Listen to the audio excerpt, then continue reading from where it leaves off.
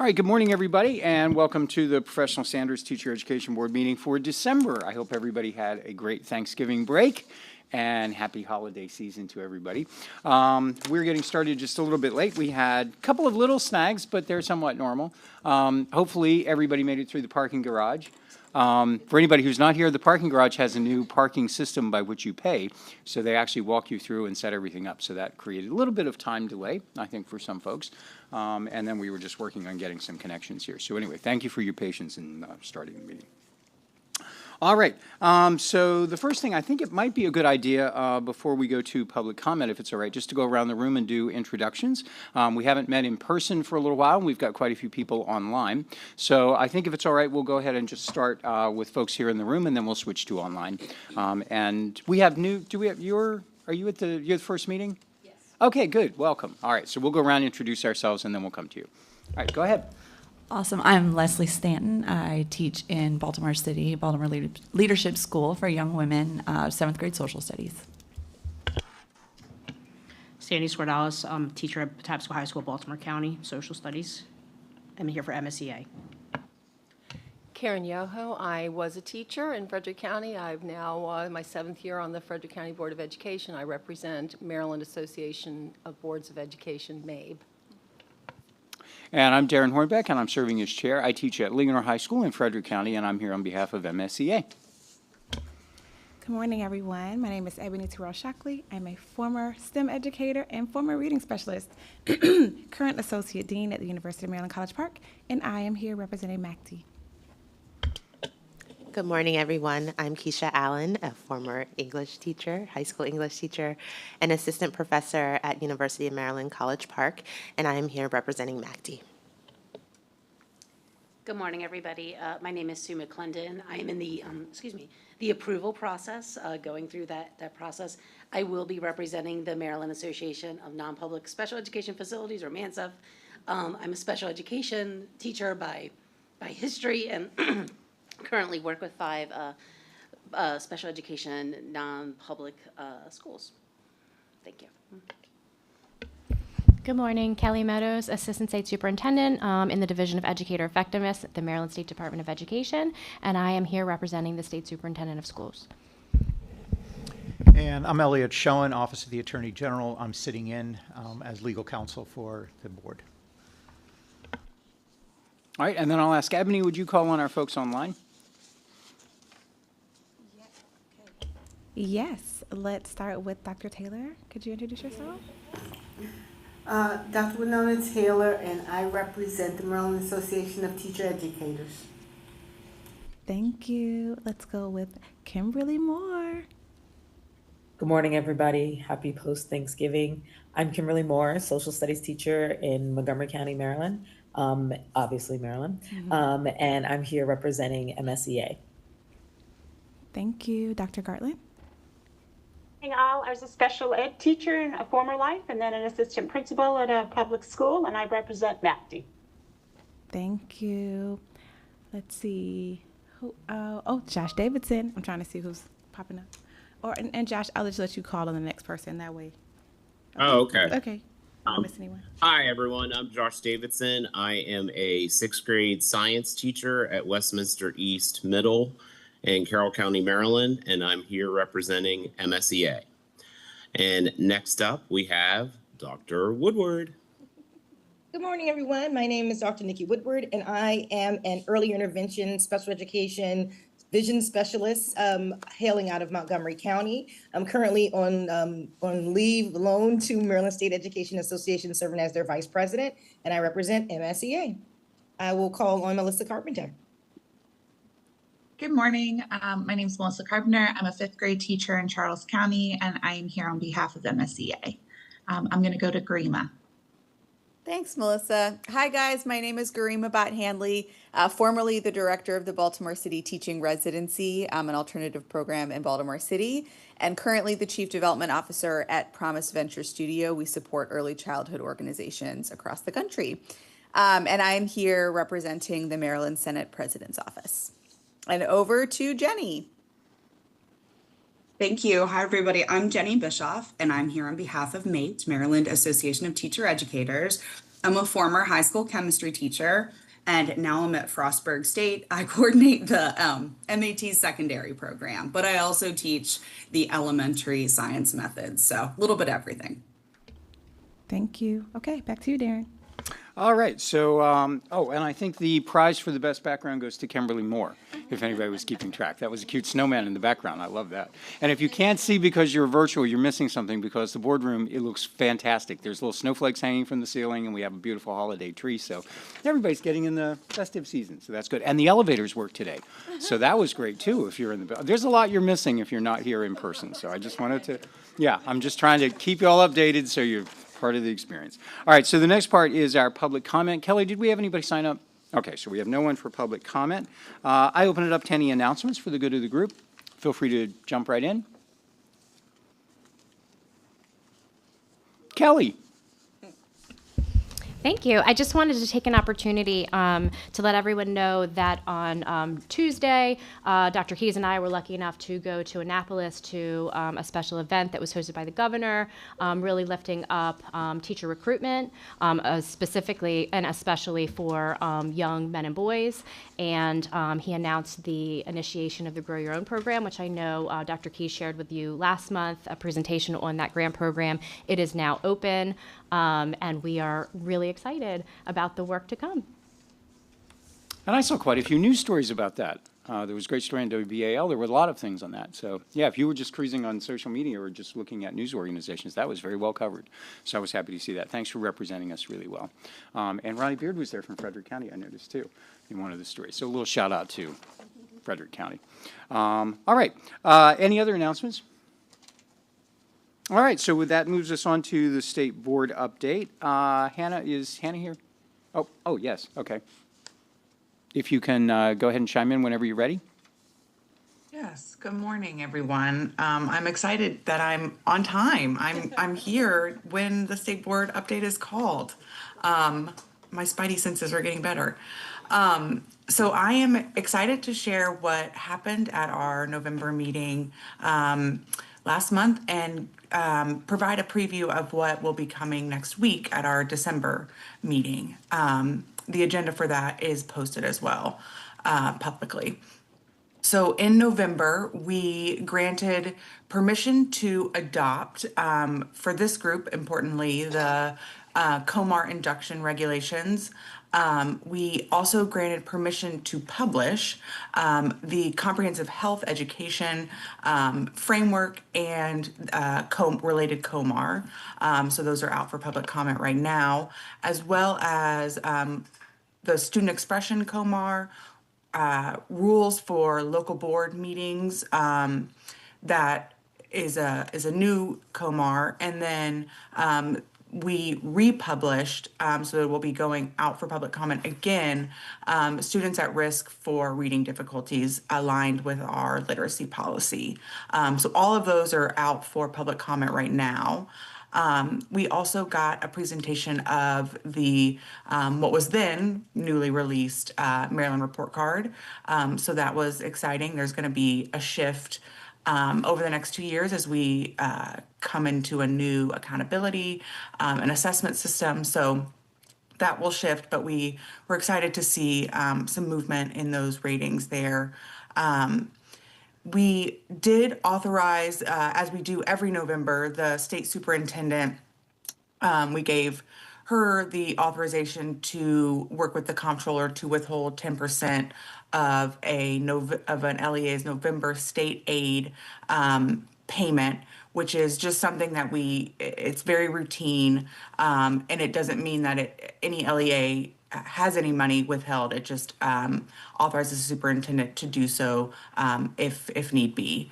And then, as you may know, the National Blue Ribbon Schools program ended, but Maryland, continued recognizing our state's Blue Ribbon schools. So we were excited to host our Blue Ribbon School nominees, or our Blue Ribbon Schools awardees, at our November meeting. We had quite a few appeals and opinions, which you all happy to answer any questions about those. Most notably was, which you probably saw some press around was the book removal opinion out of Hartford County. And then I think that was kind of the most noteworthy appeal and opinion. All the other ones were pretty routine. And then for December, we might be there until the new year is the joke because this meeting is packed. So we have, let me take a deep breath. We are recognizing, it's really exciting because the National School Counselor of the Year is from Maryland, which is the first time that's ever happened. So we are excited to host and celebrate her. We will have State Senator Corey McRae to come speak about apprenticeships. He has written a book about it, and he is a really thoughtful leader in this space. So we're excited to host him. We also have the Governor's Workforce Development Board, CTE Committee, AIB, and MSDE have put their heads together to come up with a CTE vision for Maryland's future that digs in a little bit more on the apprenticeship piece of CTE. So we will bringing that for permission to adopt by the state board. And then the Maryland Accountability Advisory Committee has been meeting. It's kind of an offshoot of the Assessment and Accountability Committee that met 2 years ago. And then the Accountability Advisory Committee picked up their work and really honed in on the accountability system piece of that. And so they've been working for a year, I believe a year, maybe slightly less. And so their final report will be coming to the board in December. And that will be a really big deal to see kind of what the vision is for our revamp of the accountability system. Ms. Meadows will be giving a teacher workforce update on vacancies and I believe conditional teachers. We have some smaller items just around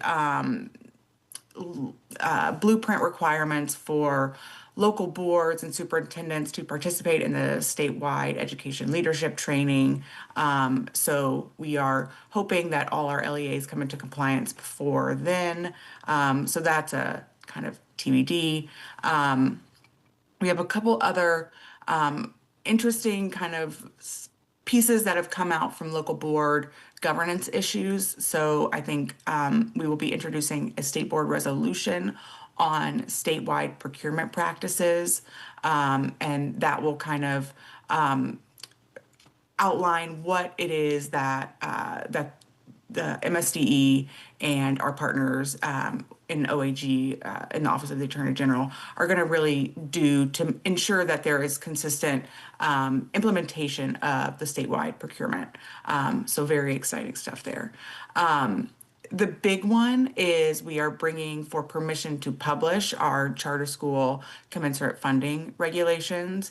I'm sure you all have been a part of those discussions or followed them. So that will be a really robust conversation in the afternoon as we move to vote to adopt those and get those out for public comment. We will be getting a college readiness update about AP, IB. We'll be hearing from the Anne Arundel County Public Schools superintendent because he has done a lot of work there in that space. We will get an MSDE strategic plan update. So they have taken the strategic plan that the state board voted on, and they are now moving it into a dashboard. And so we're really excited to kind of make the strategic plan come off the shelf and come alive a little bit for just transparency and accountability. So we're excited to get a preview of that. we will have an enrollment and attendance update. So this is something that we've been working with the Department of Planning on. I'm sure many of you have seen the kind of trends nationwide post-pandemic, but also, considering birth rates. We're really going to dig in kind of truly birth to K-12 on what the patterns are there and what we can expect in the future projections.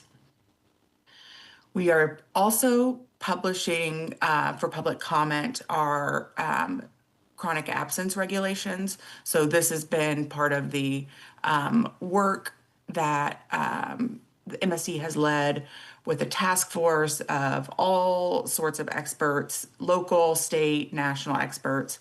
And so we are updating our regulations there to kind of meet the moment that we are in now with chronic absenteeism. Almost done. We are republishing our library and media service regulations. So we had put those out and gotten some feedback about some of the staffing requirements in those. So we are republishing those, and we'll put those out for public comment, or we'll vote to put those out on public comment at this meeting. And then second to last, we are voting to adopt our legislative platform. So last week, AIB voted to adopt their legislative platform, and we have been in close coordination, of course, with them as we want to make sure that our legislative platforms are aligned and that we're both rowing in the same direction. So we'll vote on that. And then finally, we will vote to publish for public comment a COMAR related to school-based therapists. So that is a lot I covered for December, but also for November. So I'm happy to answer any questions.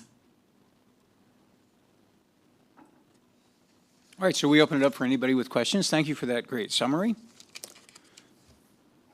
Hey there, Karen. Hannah. Question. Where can the opinions be found? Because there were actually a couple of the cases that I wanted to be able to dig into. There was one that was around the kindergarten early entry, and there was another that I wanted to dig into just for my own interest in understanding it, to dig into. So where can those exactly be found? Let me pull it up, and I'll drop the link in the chat. Thank you.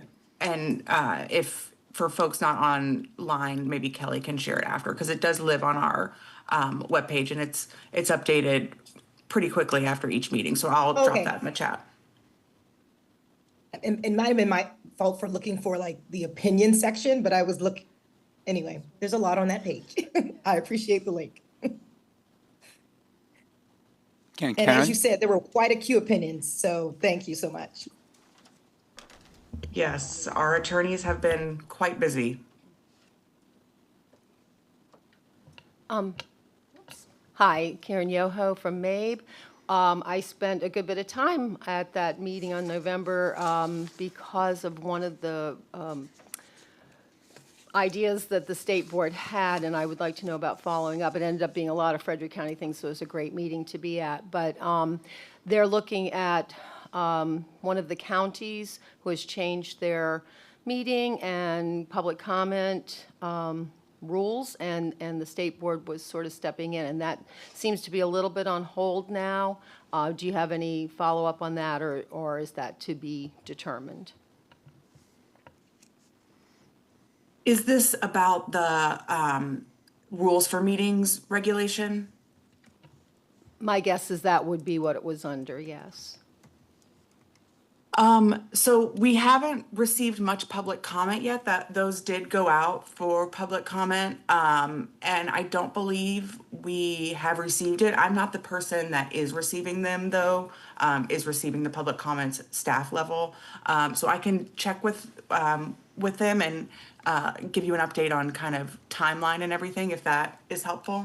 That would be very helpful, because that was of particular interest to all boards of ed in Maryland, changing the rules because of one board that would impact 23 doing, and they're not really out of compliance with Open Meetings Act or anything. So anyway, it was of particular interest to all school boards. Thank you. Yes, I can make sure that we, once I circle up with our regulations team, I can get the timeline and all of that over to you. Maybe through Kelly, or if you want to just, I'm sure I have your email somewhere, so I can do that. All right, any other questions?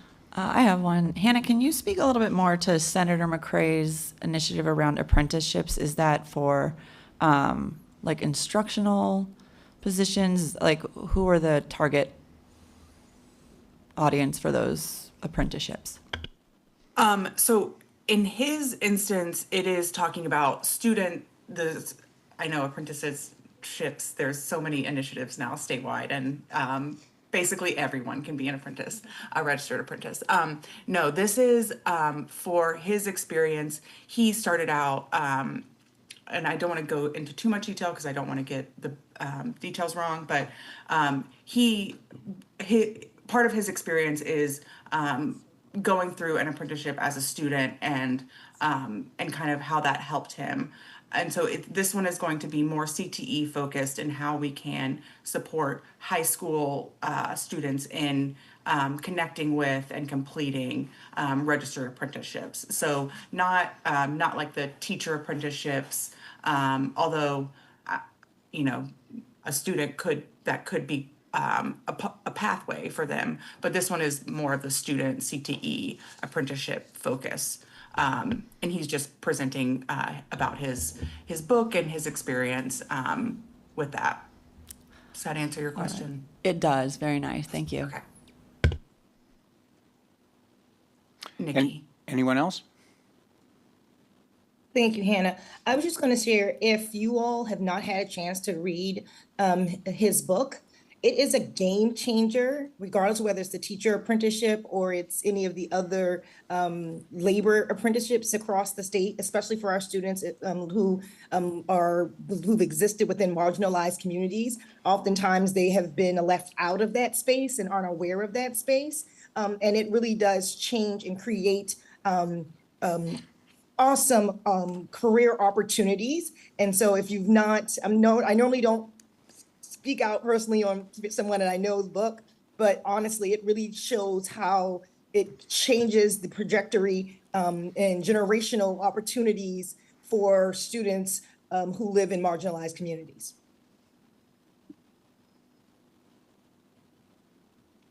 All right, anyone else? And we may not be able to see you like each of the individual squares if you're virtual, so feel free to jump in if I don't see a hand up.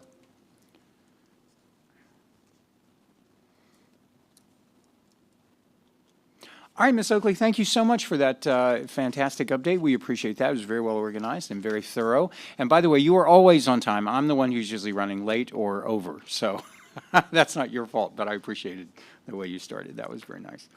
All right, so let's move on to the next part, and that is the approval of the November minutes, and I believe everybody has a copy of that. So let me just give everybody a few minutes to take a look at that one more time, and then I'll open it up for adoption with any changes we need.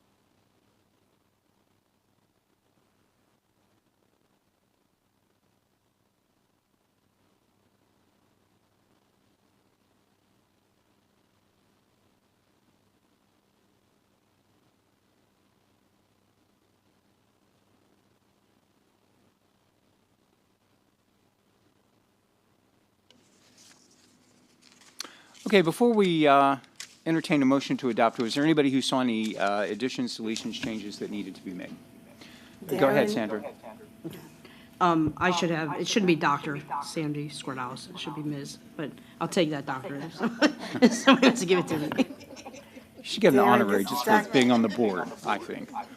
We Darren, should this put is that in Dr. Comar, Taylor. don't you think? We should address that issue. Anyone else? This is Dr. Taylor. I wish we were back in 2006, but on the calendar it says 2006 instead of 2026 for next year's calendar in the minutes. Page 4. On page 4, right, Dr. Taylor? I had less gray hair then. All right. Anyone else? Did we approve the October minutes during that meeting? We did. Okay. Yes, I think we did. It's better memory than mine. Mine too. No, I remember because I couldn't pull the papers up virtually yet, and I was wrong. I had been at that meeting, but. Okay. Good. Anybody else? I thought we didn't meet in October. I mean, I thought there was a month we didn't meet. So we didn't. Okay. Oh, that's correct. Am I So wrong? September then. Okay. I am right? Okay. So, Okay. yes. I rely on everybody else's memories for this. It all blurs together. Okay. Anything else? Additions, deletions, changes need to be made. All right. I'll entertain a motion to adopt the minutes for November 13th, 2025 with the additions, deletions, and changes that were discussed. So moved. Second, Dr. Taylor. All right. So moved and then seconded by Dr. Taylor. Any further discussion that's needed? All right. All in favor signify by raising your hand or saying aye.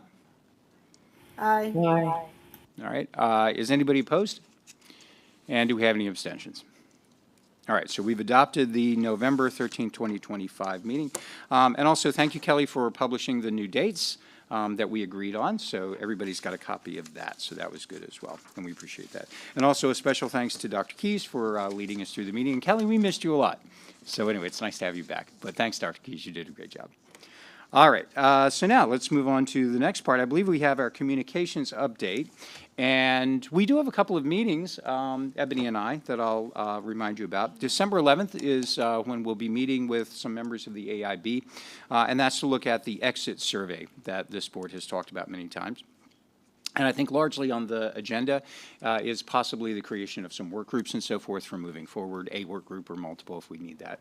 So we'll definitely keep you posted on that, but that's coming up on December 11th. We'll be meeting 4 to 5 at that point. And also on December 15th, the State Board President was kind enough to extend an invitation. So Ebony and I will be having a virtual meeting just to go over what the State Board's policies are, what their agenda is, what ours are, and just see how we can support each other's work and move forward. So we'll keep you updated on that. If there's anyone who has any suggestions or anything that you'd like us to bring up or discuss in those meetings, just feel free to email either of us. And we'll be happy to entertain that and include everyone's thoughts. We certainly want to represent everyone on the board. Ebony, did you have anything else you wanted to add to that? You captured all of it. All right, I tried. All right, anything else for communications?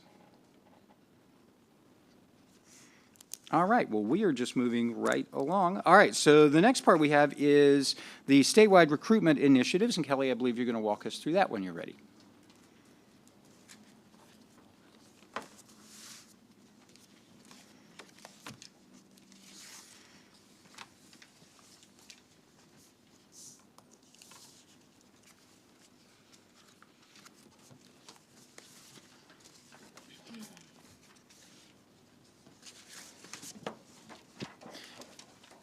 And copies of these slides were also sent out, and there's paper copies for anybody who's in the room if you missed picking them up.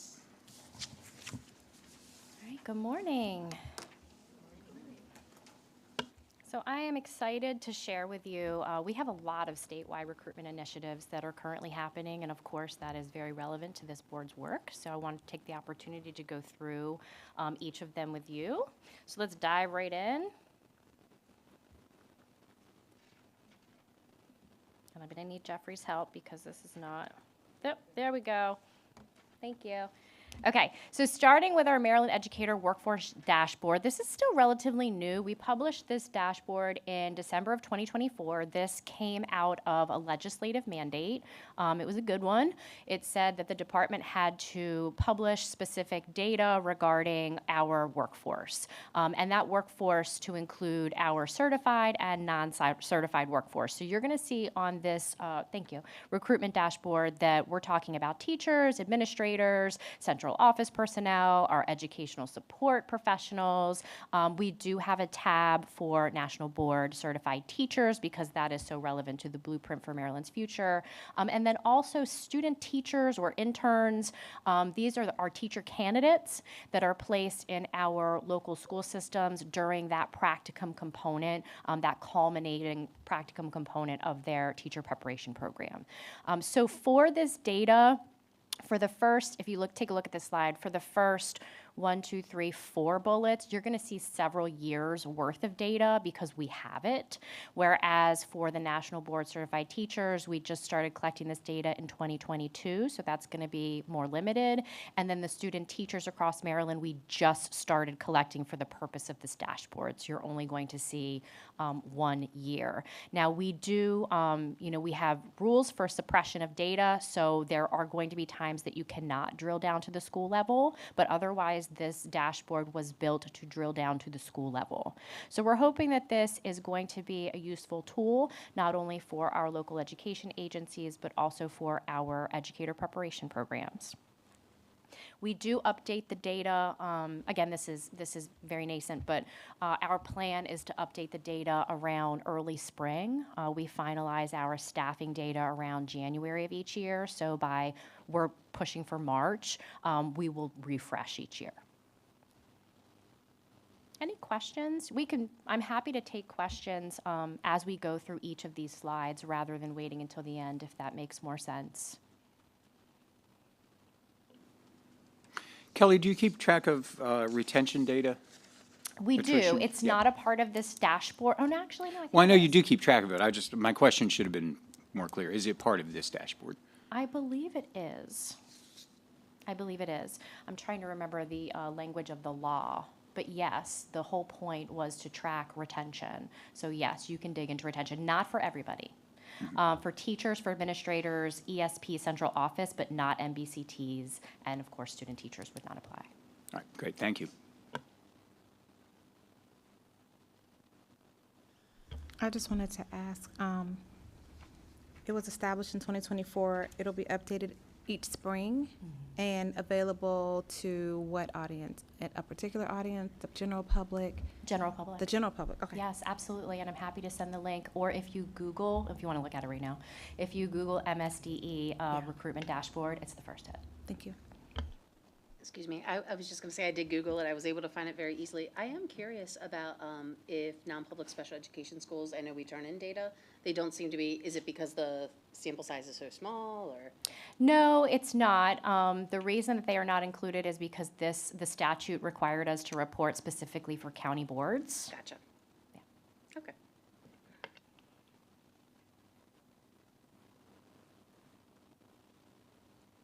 Okay.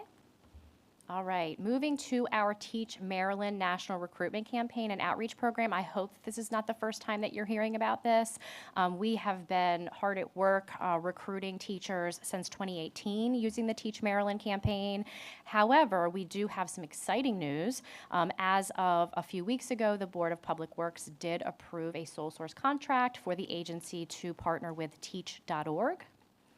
That is a national education nonprofit. They currently work with 12 other states and have for several years. And we have our kickoff meeting next week, so we're excited to learn about all of the wonderful things that they will do for our state. They offer one-to-one mentoring support, public service announcement, advertising, of course, all the marketing campaign, activities that you would expect from a recruitment program, but they do also offer direct outreach to candidates, which is why we're so interested in working with them. This is where I'm going to take my plug to to really encourage our teacher preparation programs and our local education agencies to work with us, because there is a little bit of a lift in the beginning of this recruitment campaign, both on the state agency as well as all of the districts and educator preparation programs that want to take advantage of this resource. So we want to be able to recruit for you. And so we need some help in the beginning to make sure that Teach.org has all the information they need so that they can move forward and recruit. So you'll be hearing from me, and so any support and collaboration that we can have during this time is going to make for a better recruitment campaign. Kelly, thank you for that. Outside of the annual Teach Maryland conference, what are some thoughts that you have about ways that both LEAs and IHEs could help with that lift? I have no doubt, especially given the shortage, that both entities would have interest and a stake in it. Yes, so I will definitely have more information, specific information, after the kickoff meeting, but my limited understanding is that it involves sitting down with the Teach.org team and really just providing them information so that they can build their system to move forward with the recruitment. And then at that point, those entities can kind of step back and let Teach.org do their work, but they do need kind of that upfront meeting time, FaceTime, and potentially data time with those entities in order to support them. Thank you. Sure.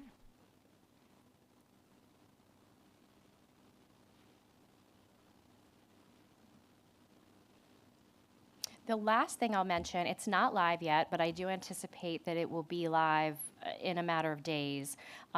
We have worked internally to build a searchable tool for the public that is far superior to our current PDF that lists all of our educator preparation programs. So currently we have documentation where the user can go onto our website, they download a manual, and they can find all the teacher preparation programs, educator preparation programs by licensure area or by institution. We have built a tool that makes this a much more user-friendly experience, and so the individual can come in, they can filter based on different criteria, such as I only want to see the programs that are offered in this geographic region, or I only want to see programs that offer this particular licensure, or I just want to look at College Park. They can be very specific. And then they can export a report so that they don't have to keep coming back to the tool. So I will be asking our educator preparation programs through Dr. Keys. When we publish this, we will send out the link, and of course we want your eyes on it to make sure that everything is absolutely accurate. And I think this is going to be a great way for the agency to stay in the know, because there's so many great innovative things that are happening throughout our educator preparation programs that we simply aren't knowledgeable about, like focusing on conditional teachers, having special programs that support those individuals. We wouldn't necessarily see that in a program approval document.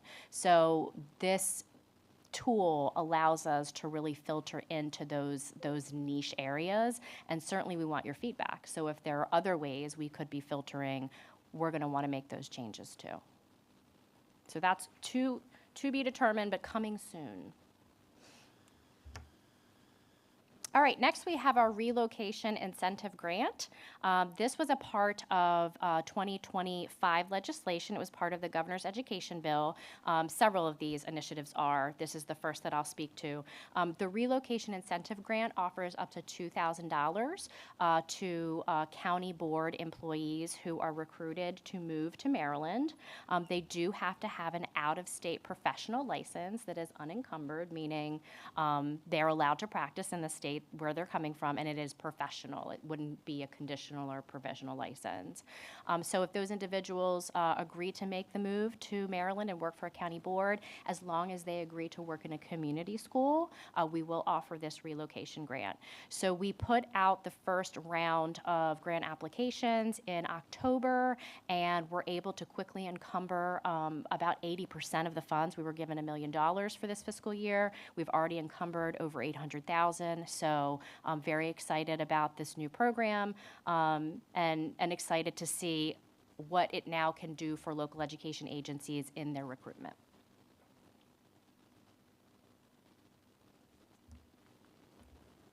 Next, we have the Grow Your Own Grant Program. I'm not going to spend a ton of time on this because I know that you just saw this presentation last month. But just to reiterate, the grant application window opened yesterday. We will have a We'll have a communication specifically for our local superintendents that goes out today, and that will really be the kickoff of this program. We anticipate that this grantees will have programs that can last up to 4 years. We understand that it does take time to educate someone who is going for their bachelor's degree. So we anticipate that this will be a lengthy grant period for grantees. We're very excited. We're hoping that all 24 of our districts apply at least, submit at least one application. We do have $19.4 million, and it is our goal to encumber every penny of that money and get all of the individuals who are currently working in our school systems and have committed to public school education that credential that they need to step into the classroom. So that is happening now, and we will be doing a ton of technical assistance. If you go to our website, again, I can send you the link, or you can Google the MSDE grants page. You're going to see some technical assistance registration links there. For any of you who were involved in the work and may be a partner in this collaboration, please register for one of those general sessions, and then we will also be having some more focused sessions for specific groups like human resources directors, as well as those individuals who are interested in learning about registered teacher apprenticeship specifically, or the in-district pathway specifically. So a lot of outreach that is going to happen in the next month or so. Dr. Woodward has a question. Absolutely. Thank you, Kelly. My question was related more to the grants for relocation. I had two questions. One, is there a time requirement for someone who chooses to move in to apply for the grant? I saw it's a 2-year commitment, but is it only to the district that they move to, or could they potentially transition and move to additional after 1 year with one district, then go to another district in that process? Great question, and it is actually in the statute that it's a 2-year commitment to the district where they have relocated to. So they do have to pledge to spend the full 2 years in that district, but then, of course, are free to move. Okay, awesome. I just thinking about continuity and for students, especially in community schools. Absolutely.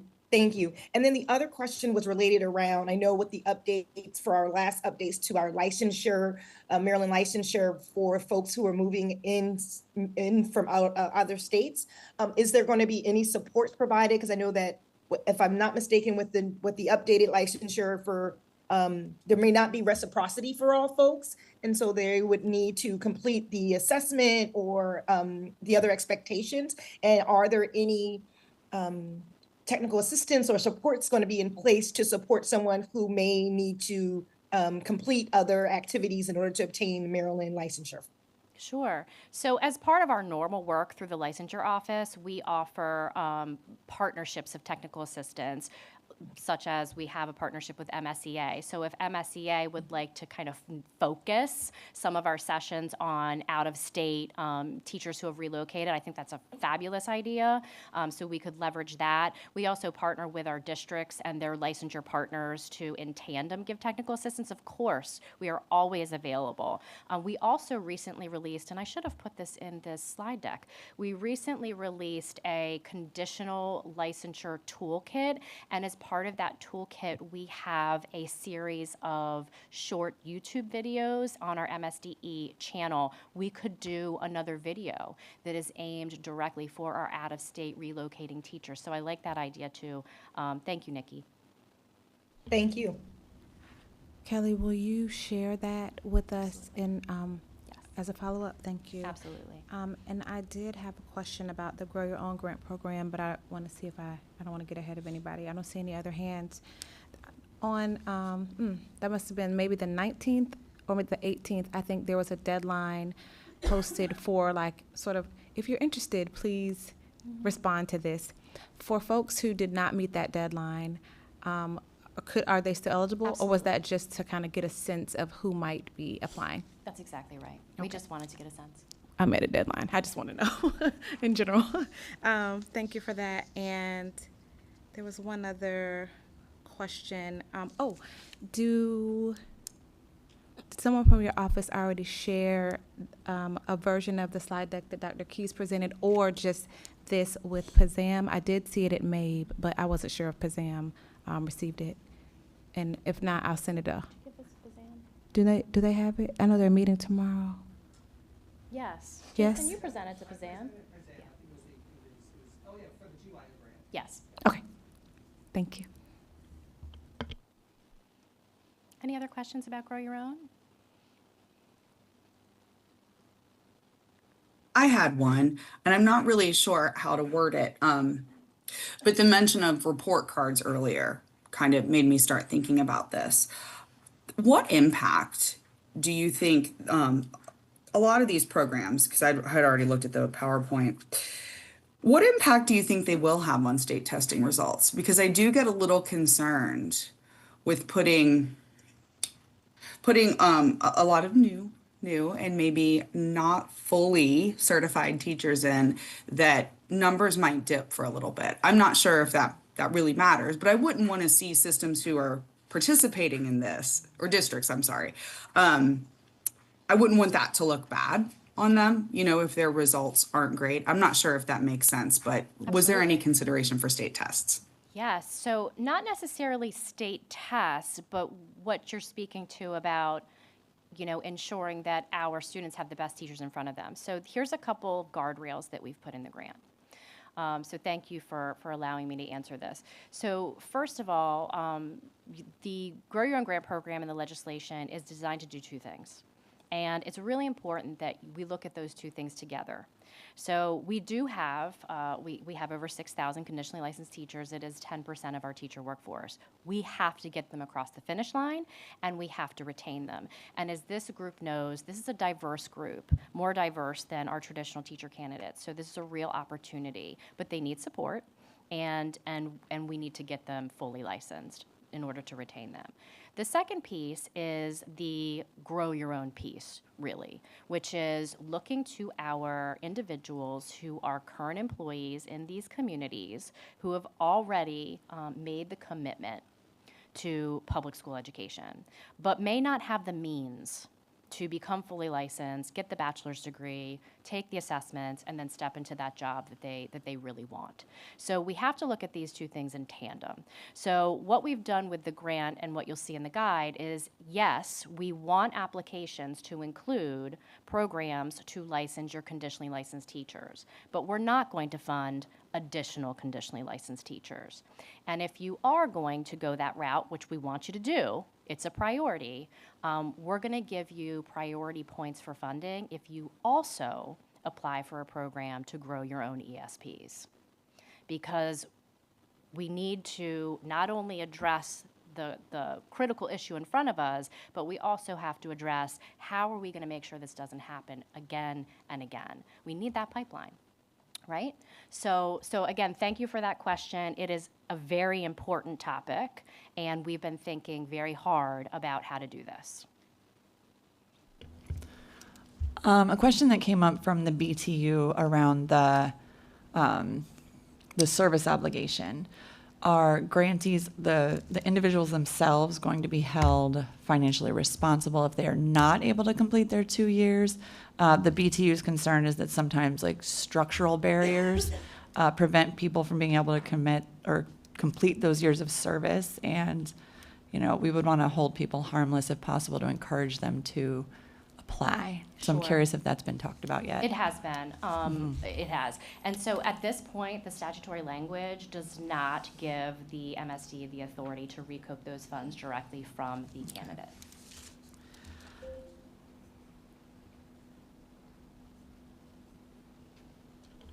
Thank you. Dr. Woodward has a question.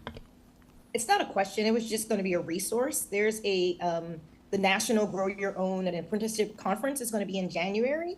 And if anyone, I know, Dr. Shockley, you mentioned that you all applied, or anyone who has locals that they know are applying and engaging in it, I think it's a wonderful opportunity to learn and grow, and also, be a part of the community. I think there's quite a few from Maryland going, so you can have some, enriched conversations. And I'm happy to shoot an email to everyone with that resource.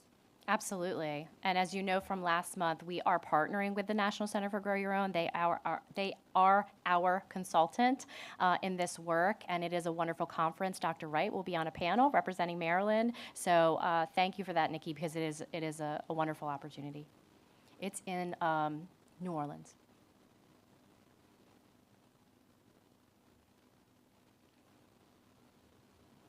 All right.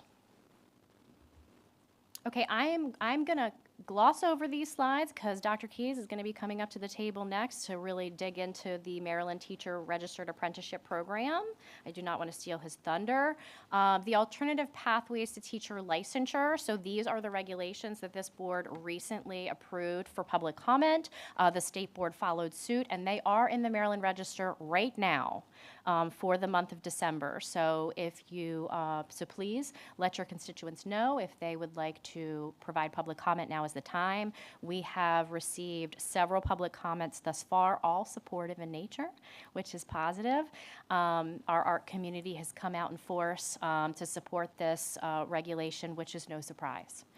So just as a reminder for those of you new to the board, these are two new transcript analyses, pathways to licensure specifically for the fine arts teachers. We're talking about dance, music, art, and theater here, and then secondary teachers, our 7 through 12 content grade bands. So once this comes back in January, it will come back to both the Professional Standards Board and the State Board for adoption. And at that point in time, either board can choose to adopt as is or make substantive changes. And if changes are made, we would restart the promulgation process.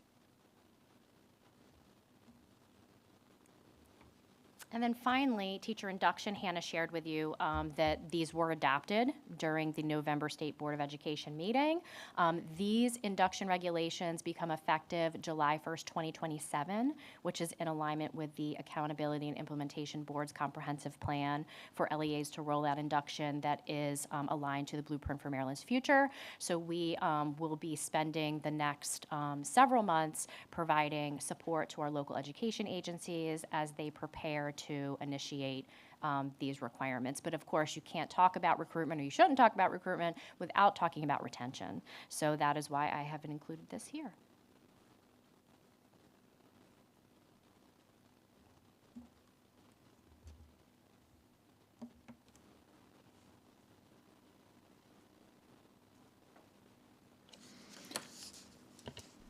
Can we go back to the Grow Your Own grant? I'm kind of looking at another question that that our folks asked.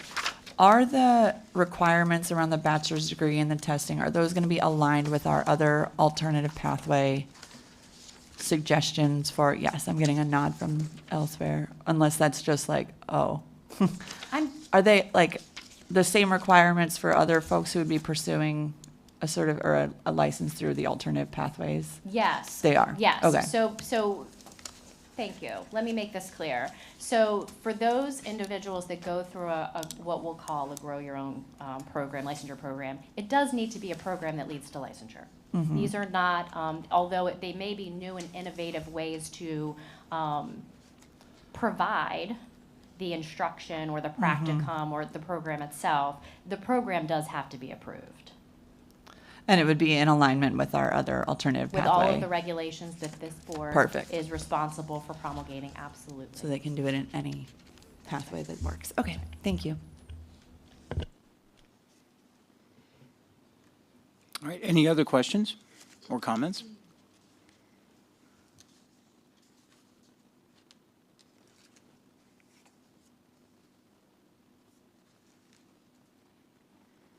All right, hearing none. Kelly, thank you so much. We appreciate that. I'm always impressed with the amount of work that your whole staff is doing, plus just MSD in general, in trying to bring more teachers into the fold and also keep them into that. So it's so impressive to see all of this stuff. So thank you. I really again. appreciate that. So I do have to take a moment to shout out to my staff because anytime I can, so thank you for giving me this moment. I do have a really wonderful team, and they are working so hard, from licensure to preparation to development, national board. They're amazing. So thank you. That's very apparent. You can see that in all the work that gets turned out. All right, we've got a shortened schedule today, so if it's all right, we'll go ahead and continue without a break. Does anybody need a break? I'm just looking at the room. Okay, then I think we're good to go. So then we have Dr. Keyes coming back up again, and we're seeing you in person now, as opposed to virtual, as we all had last time. So we're going to look at Registered Teacher Apprentice Program Overview. And you also have printed slides for that, and those were sent out as well, I think.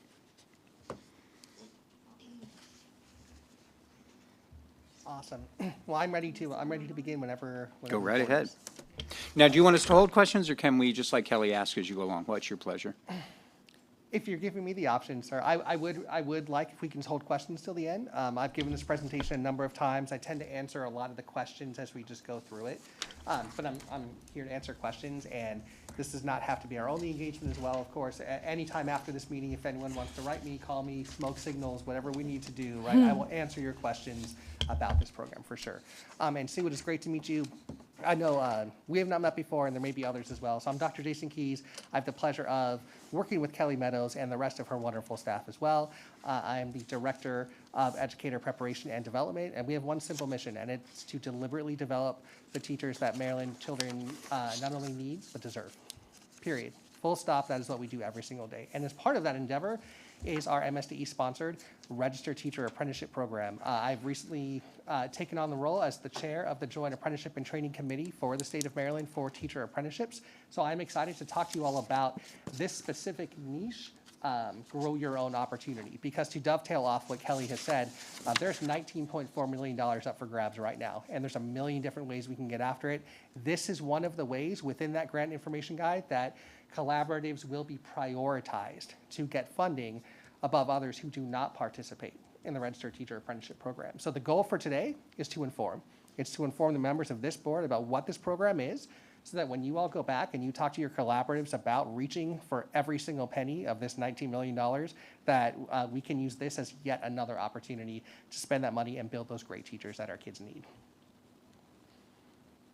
So I'm going to talk about a little bit about background on registered teacher apprenticeships. What are they? This might be a new idea to some of us, because when I came on board, I was like, well, don't we already have student teaching?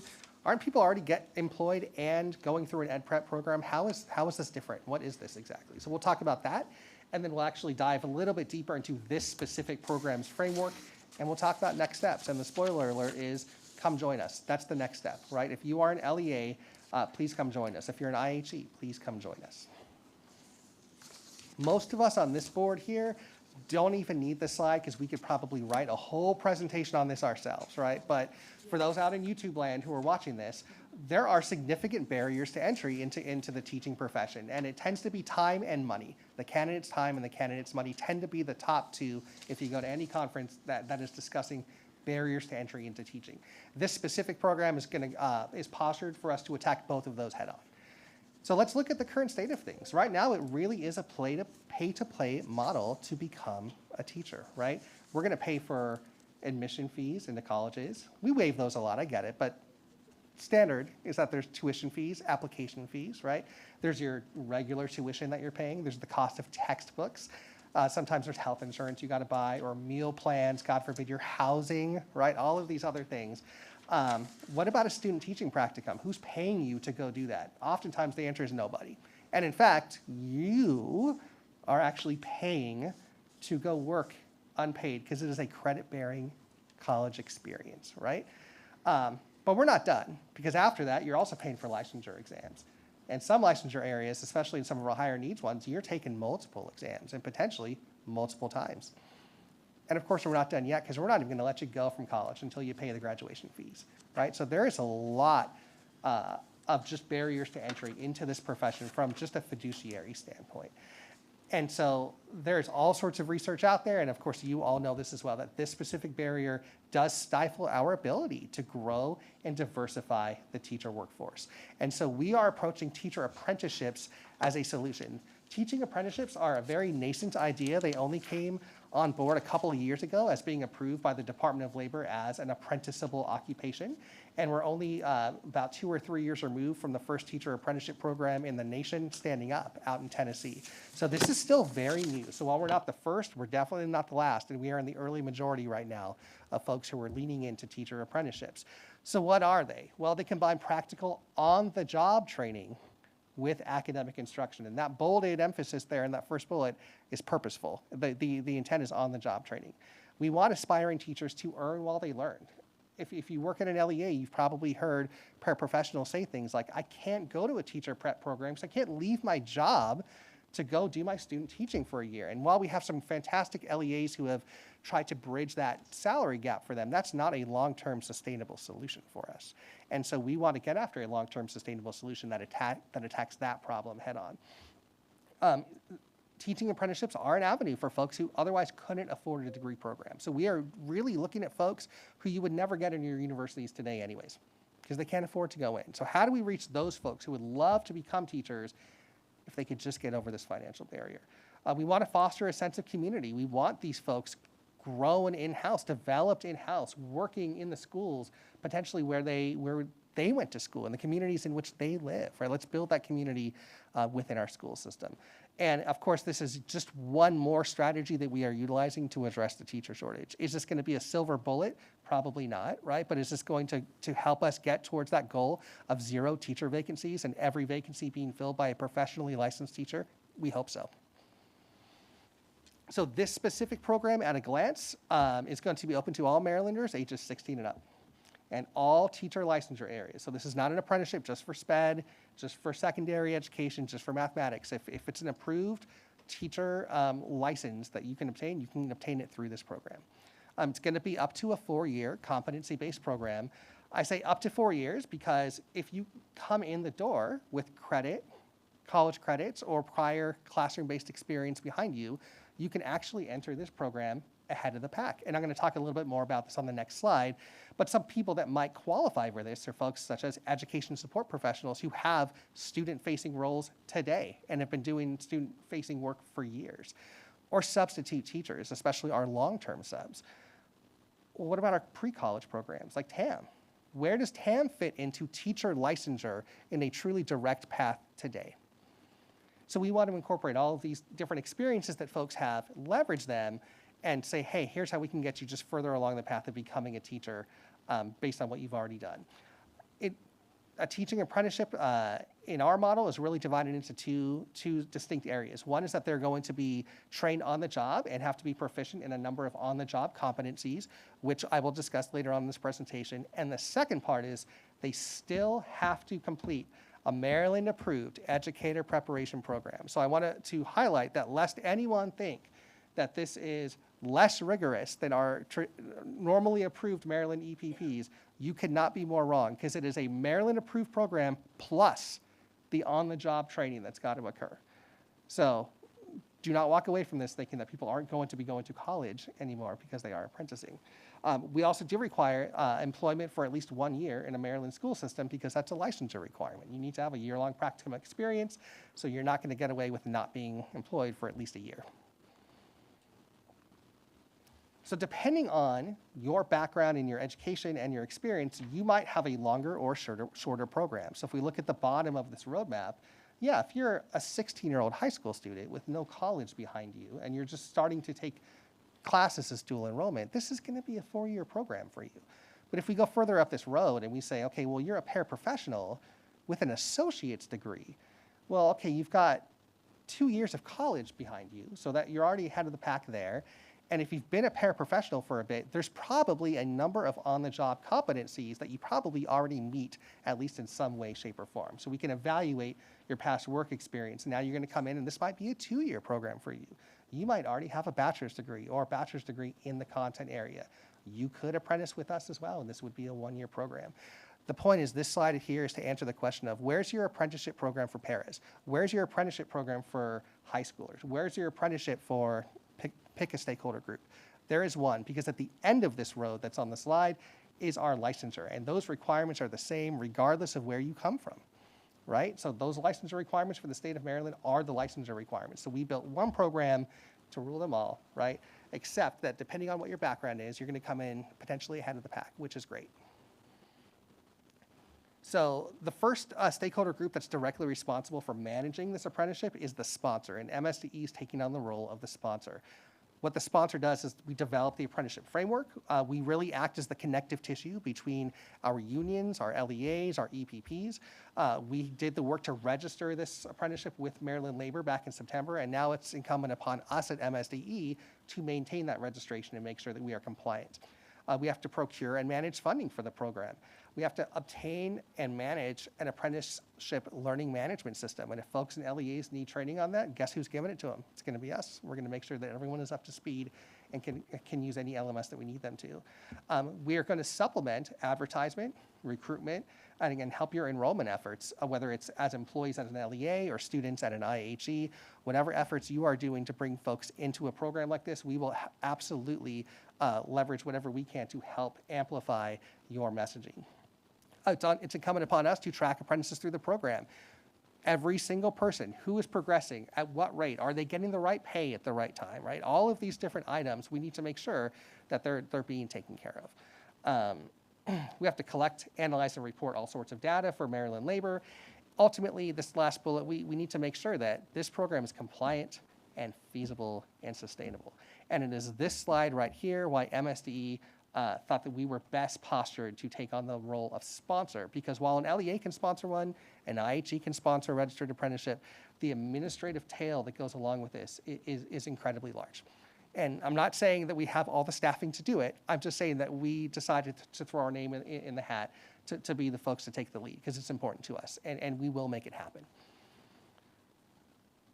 Aside from the sponsor, we also have employers who are our Maryland LEAs and their unions. So let's talk about what their responsibilities are. So they're going to hire these apprentices as employees, and they're going to ensure that there are progressive wage increases as required. As far as, I'll talk a little bit more about wages in a moment.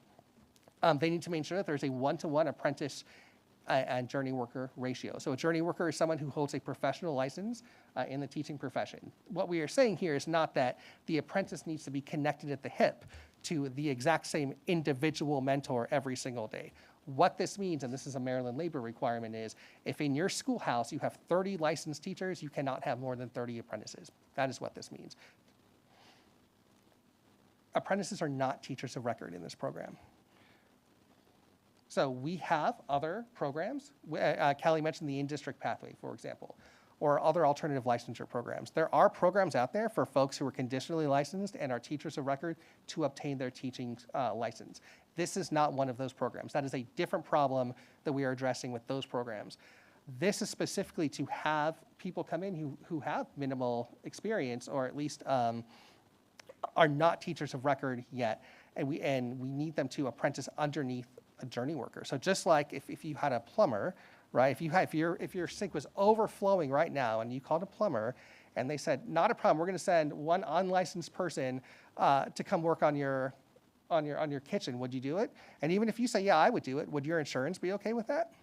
Right? So if we wouldn't do it to our kitchen sink, we shouldn't do it. We shouldn't do it to our kids in Maryland schools.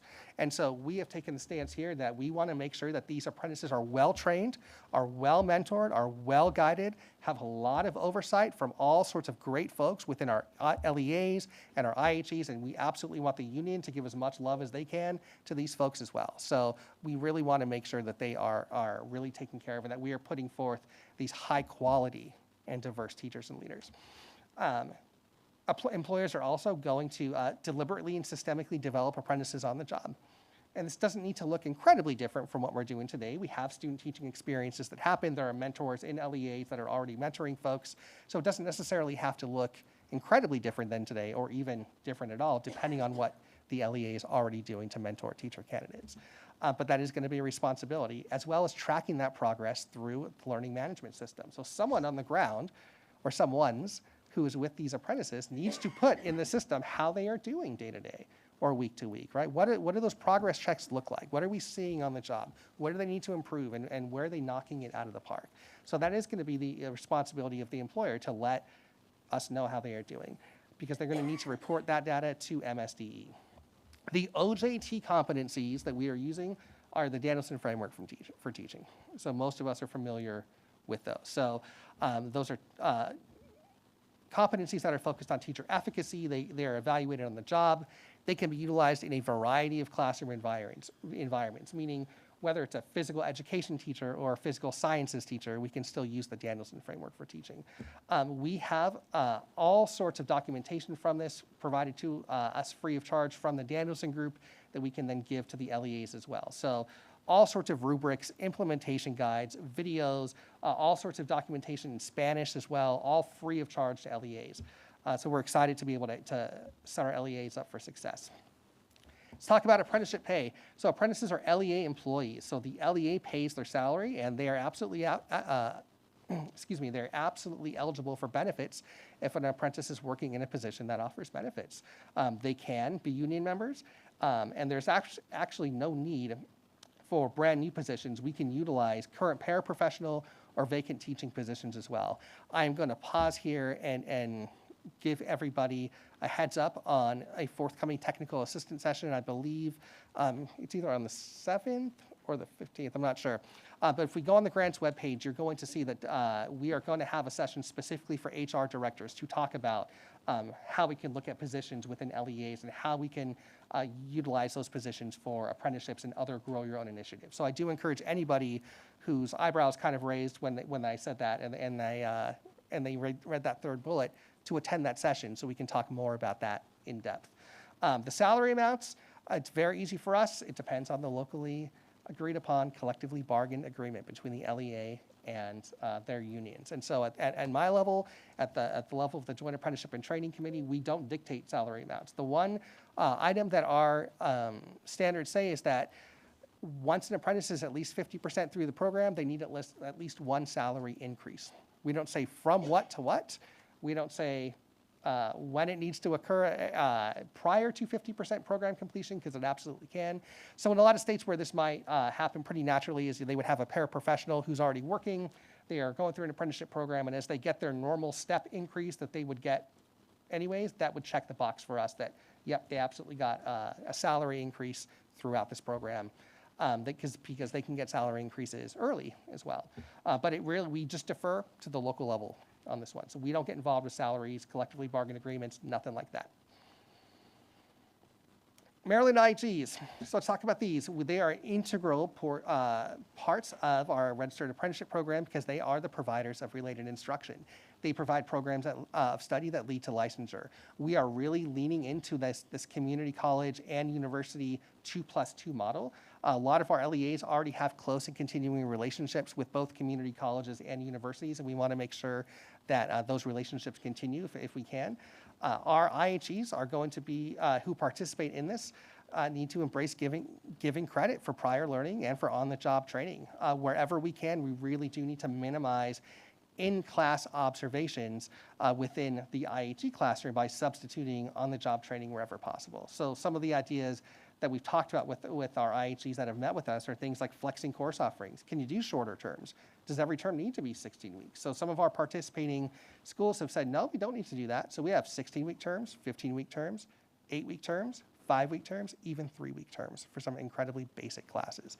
What about online learning? Right? Can we shift to online learning? Can we save that apprentice time that they don't need to travel to school? Right? So can we look at online learning or weekend classes, night classes? There are other examples across the country of IHEs that have actually said you can challenge the final project in a number of these classes that revolve around classroom management and things like that. And as long as you can complete that final project and get a passing grade, we'll give you credit for the class. I'm not saying that's something we have to do. That's not a mandate for our program, but these are just ideas of things that have happened around the country, and people are putting papers out about it. We want to make sure that our IHEs are evaluating tuition and fees for apprentices and talk to us about it. Let's make sure that we're getting the best bang for our buck when we're sending people to these schools. And MSDE is absolutely going to partner with teacher prep programs that are modified for apprentices because through this lens, we are looking at these folks as employees first. These are LEA employees that we are providing supplemental instruction to. And so for some of us, it's a very easy shift. For some people, it's a little bit of a harder shift to take. But that is the shift that we are taking as far as how we view these apprentices. So these first 3 bullets exist right now outside of apprenticeship on this slide. So right now, you can go to that COMAR link down below and read this for yourself. This is an MHEC regulation, and around this slide by my MHEC colleagues. Right now, Maryland colleges and universities are authorized to award credit for practical or clinical experiences in the following ways. So for associate's degree programs, up to 30 credits right now can be given for credit for practical or clinical experiences. And for bachelor's degree programs, up to 45 right now we could do. Forget apprenticeships, forget GYO. Right now we could do that with our programs. So we don't even need to make a shift here. For master's degrees, it's a more percentage-based. I believe it's like 40% of the program or something like that can be given credit for practical or clinical experiences. My point of saying all this is that we want to lean into these already existing regs. And so the Maryland EPPs who want to work with us need to maximize giving credit for this on-the-job learning. And so our target here is that for an EPP participating us, they're going to give at least 24 credits for practica or clinical experiences. And a lot of times they're already giving a lot of credit anyways in their clinical experiences that happen, right? We have student teaching, as I mentioned earlier, that happens and awards college credit. But we need that expanded to really allow these employees to earn while they learn and be in the classroom and not necessarily have to leave class or leave their employment, to go take a class. So the vision for us is to condense a 4-year program down to 3. And we ran this by Maryland Labor, and they said, if you can do that, you will be the gold standard in the nation. And we said, challenge accepted, right? And so really the vision is pretty simple for us. Let's get a 4-year program where we can give at least 24 credits, which is a year's worth of full-time work for the work that they're doing on the job. The average right now around the state is probably between 12 and 14 credits is what we're given right now for credit for practica or the clinical experiences.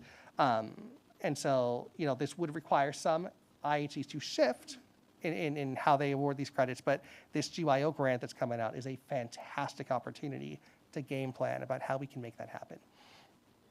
And that's why I put the very bottom bullet there. That will absolutely require working closely with the LEA because as I spent all summer talking to IHEs about this, that was a concern, right? Like, these are folks down in an LEA, they don't work for me. How can I trust them to evaluate folks? So this is absolutely a collaborative effort, and it's why for our GYO grant, we want everyone at the table, the union, the employer, and the IHE. For the tuition and fees, apprentices in our program, so we'll have them apply for FAFSA-related scholarships, any teacher-related financial aid, LEA offered tuition assistance, and IHE offered scholarships. So for example, Salisbury will give you a $1,000 scholarship if you're a TAM completer, right? Things like that we want them to look into. They can also utilize other methods of tuition assistance. So if you're like me and you have a GI Bill, you can use that. We won't stop you from using that. We can't mandate you do it, but you're absolutely allowed to. And for the remaining tuition and fees costs, that falls on MSDE as the sponsor to start looking out about what funds are out there that we can grab to supplement the remaining costs. And the reason that we register this as an apprenticeship with the Department of Labor is that now opens up additional funding streams that were closed off to us before. Funding streams to specifically pay for tuition and fees for apprentices in colleges. So that's why we went through all of this to register this. And our goal is 100% cost-free to participants. So that first slide, I talked about all the different ways that people are paying. How do we eliminate all of them? That's the goal with this. Kelly had mentioned that NCGYO, the National Center for Grow Your Own, is working with us on this, and they absolutely are. They are a nonprofit that provides technical assistance to state education agencies, apprenticeship agencies, and local education agencies interested in launching or expanding GYO programs.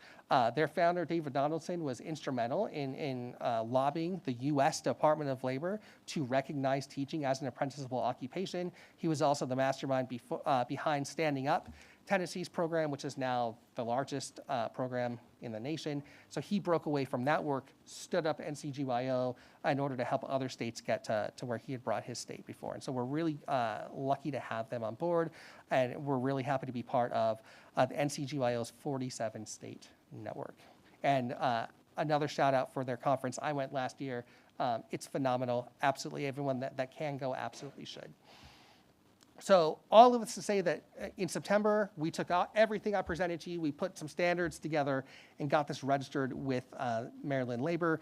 We spent the summer talking to any LEAs or IHEs who would have us to really pitch them this idea. We came in promising no money, no number of students, because I can't promise that right now, right? Especially in 2025, and we don't know what money is going to be available federally right now, right? So the people who signed on this page, I'm calling the Coalition of the Willing, right? These are the LEAs, the community colleges, and the universities who heard exactly what I just told you with a little bit more detail, of course, right? And said, we're in, right? Like, and I said, okay, I'm bringing no money to you right now. I'm bringing no students, I can promise you, but we can get there, right? If we build this together. And they said, let's build it together.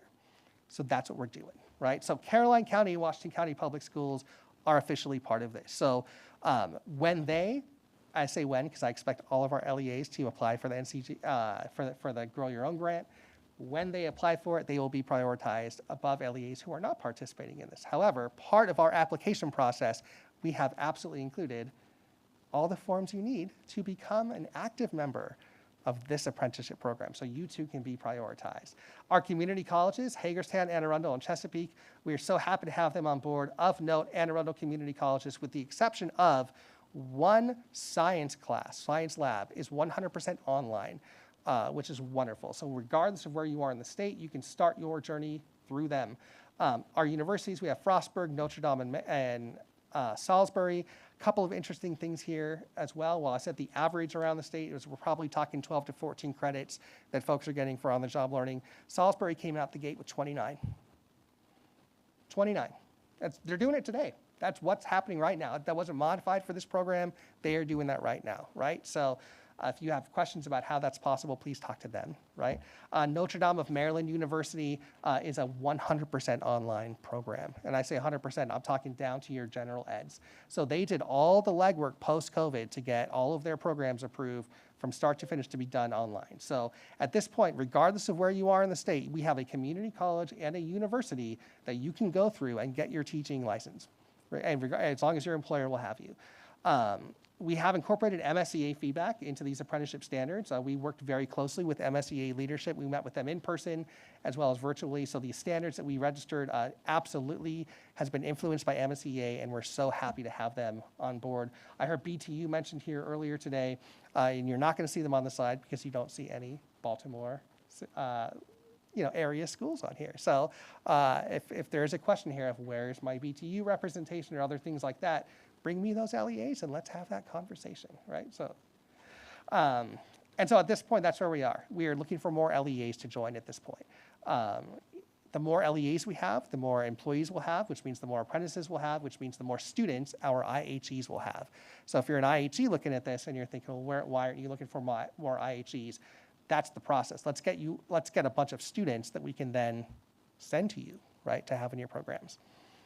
So the next steps, we have started our joint apprenticeship and training committee meetings. This is the committee that is responsible for the oversight of everything I just talked to you about. We developed statewide processes, procedures, and operations for this program and can ensure that we are operating in compliance with our standards.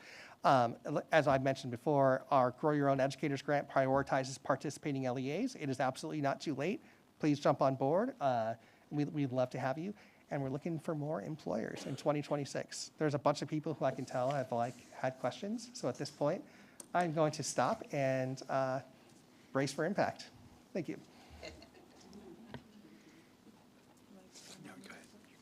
Thank you, Dr. Keys. Let's start with our colleagues who are online. Kimberly, where's your hand up? Is more? No? Okay. It was, thank you. I'm sorry, but I think Nikki's was up first. I'll let her go. Oh, thank you. Okay, yes, Nikki. I've talked a lot, so I lowered mine so that you could be first, Kim. Please go. Okay, Kimberly, Okay, it's on I'll you. jump in. Thank you so much. I just have two questions. One is a clarifying question, and then the other is just about the program. So just, you said something about Grow Your Own again. So the groups that the locals that want to join, or anybody that wants to join the program, they have to join first with Grow Your Own and then they are a part of this, or are they two separate things?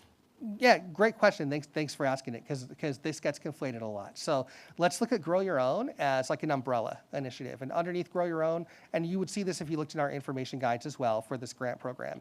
Underneath that Grow Your Own umbrella, there's all sorts of different pathways to become a licensed teacher. So there's in-district pathways, there's alternative programs led by LEAs, right? There are parent-to-teacher initiatives out there, right? This is yet one more initiative under the Grow Your Own umbrella, right?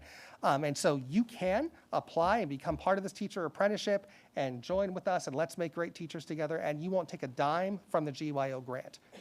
You can absolutely do that. But we have also, because we are prioritizing folks who are part of this in the GYO grant, we have also added an on-ramp into this program if you want to develop a GYO program that is an apprenticeship.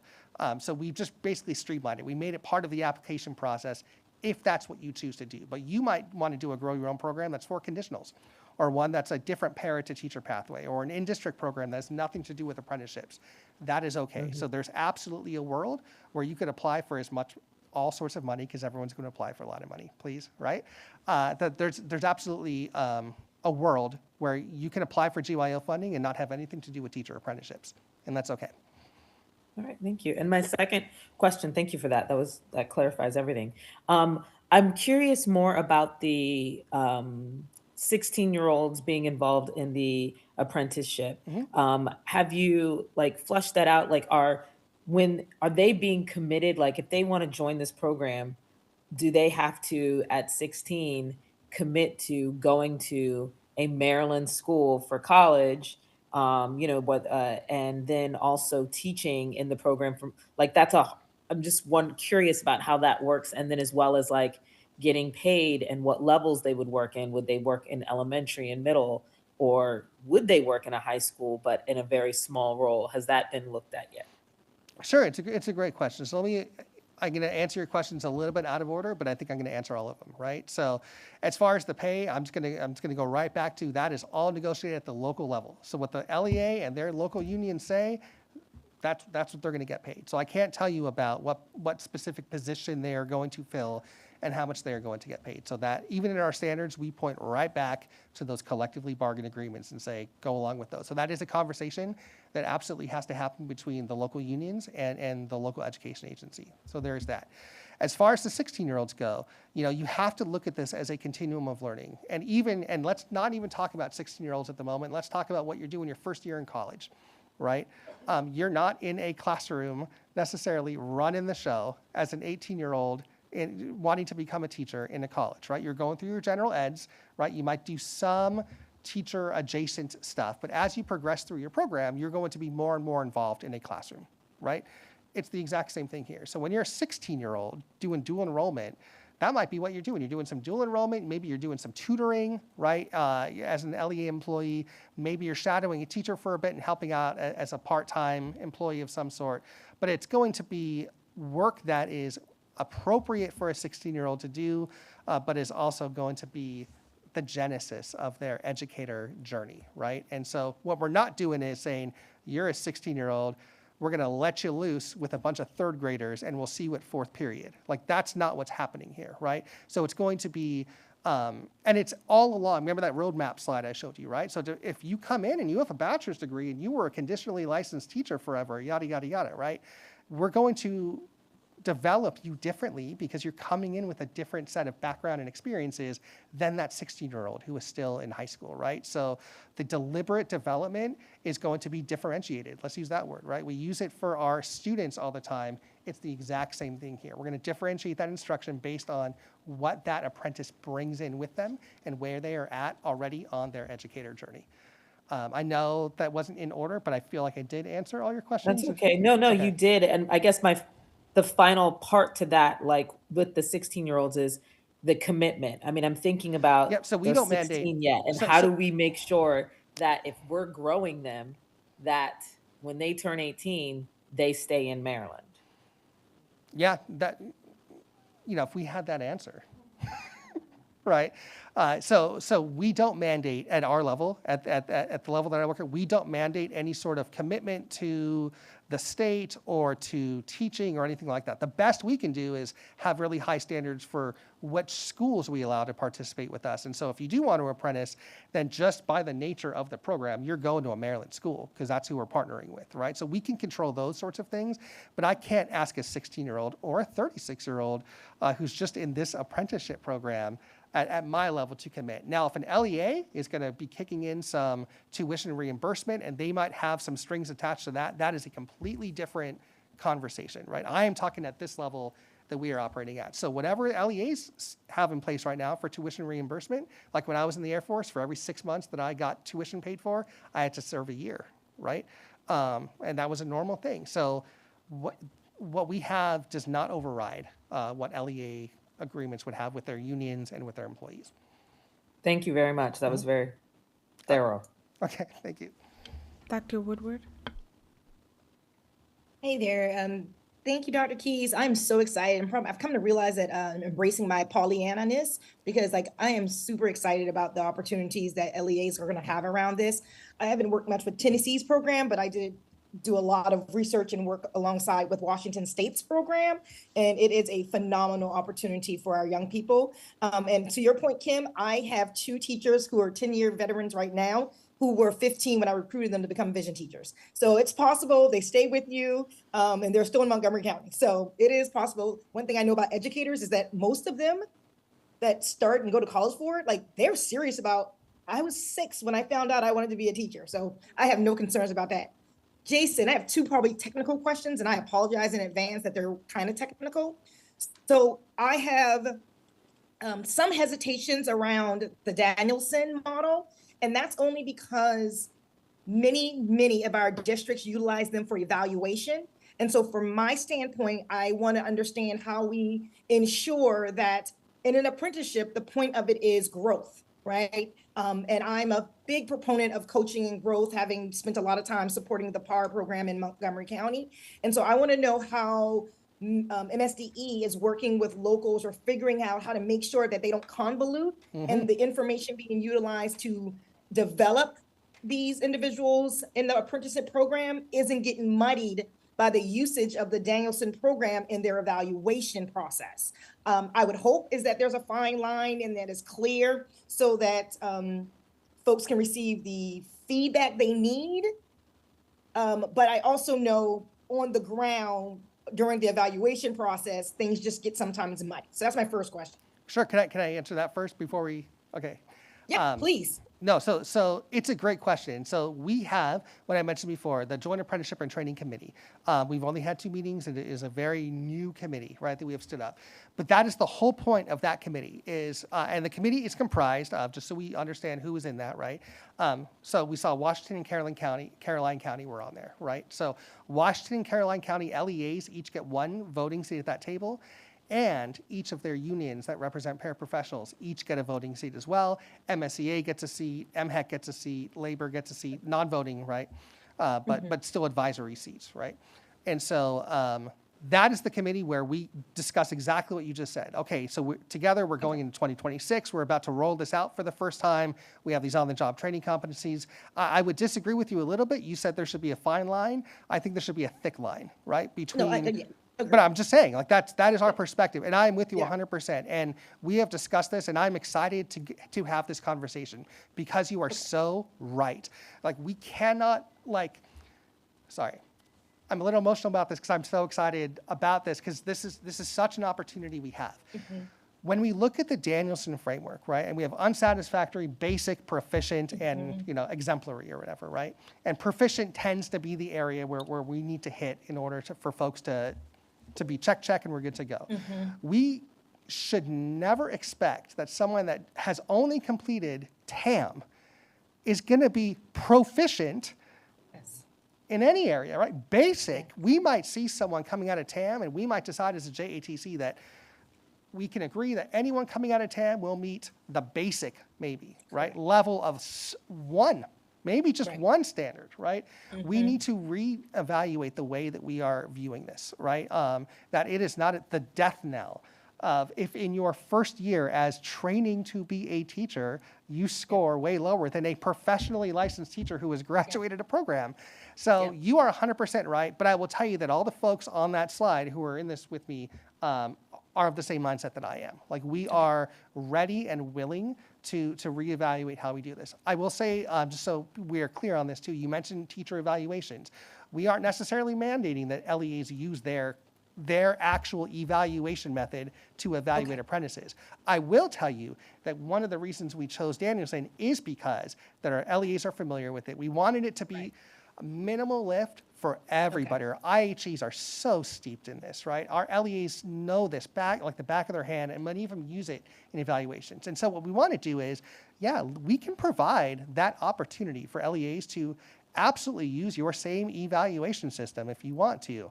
But it is that caveat, and you are so right, of if you're going to understand that the results of these are going to, they should evoke different responses in us than a professionally licensed teacher would. And that's a long answer to your first question, so I'm so sorry about that.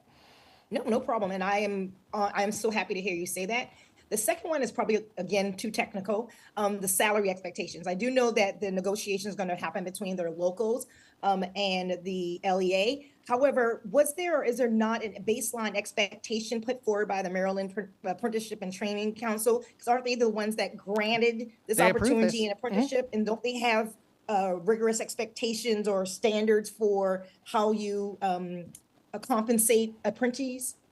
Sure. So the standards that we made were built in tandem with Maryland Department of Labor. In fact, the director and deputy director of their apprenticeship division has been meeting with us every other week for over a year to develop these, right? So, and also that director is on the leadership team of MATC, of that Apprenticeship and Training Council. So they guided us through this, and they have all said that as long as there is at least one progressive wage increase at 50% of program completion, that is the minimum that we have to have in our standards if we are going to point back to the collectively bargained agreements and say that those are going to be the gold standard of what compensation is. That is a completely allowed method to do it, and I feel like it works really well in this scenario where we have 24 LEAs with many more unions than just 24, because some have 2, 8 or 9 have 2, right? And so we just want to put it in their hands, and that way they can just handle it locally.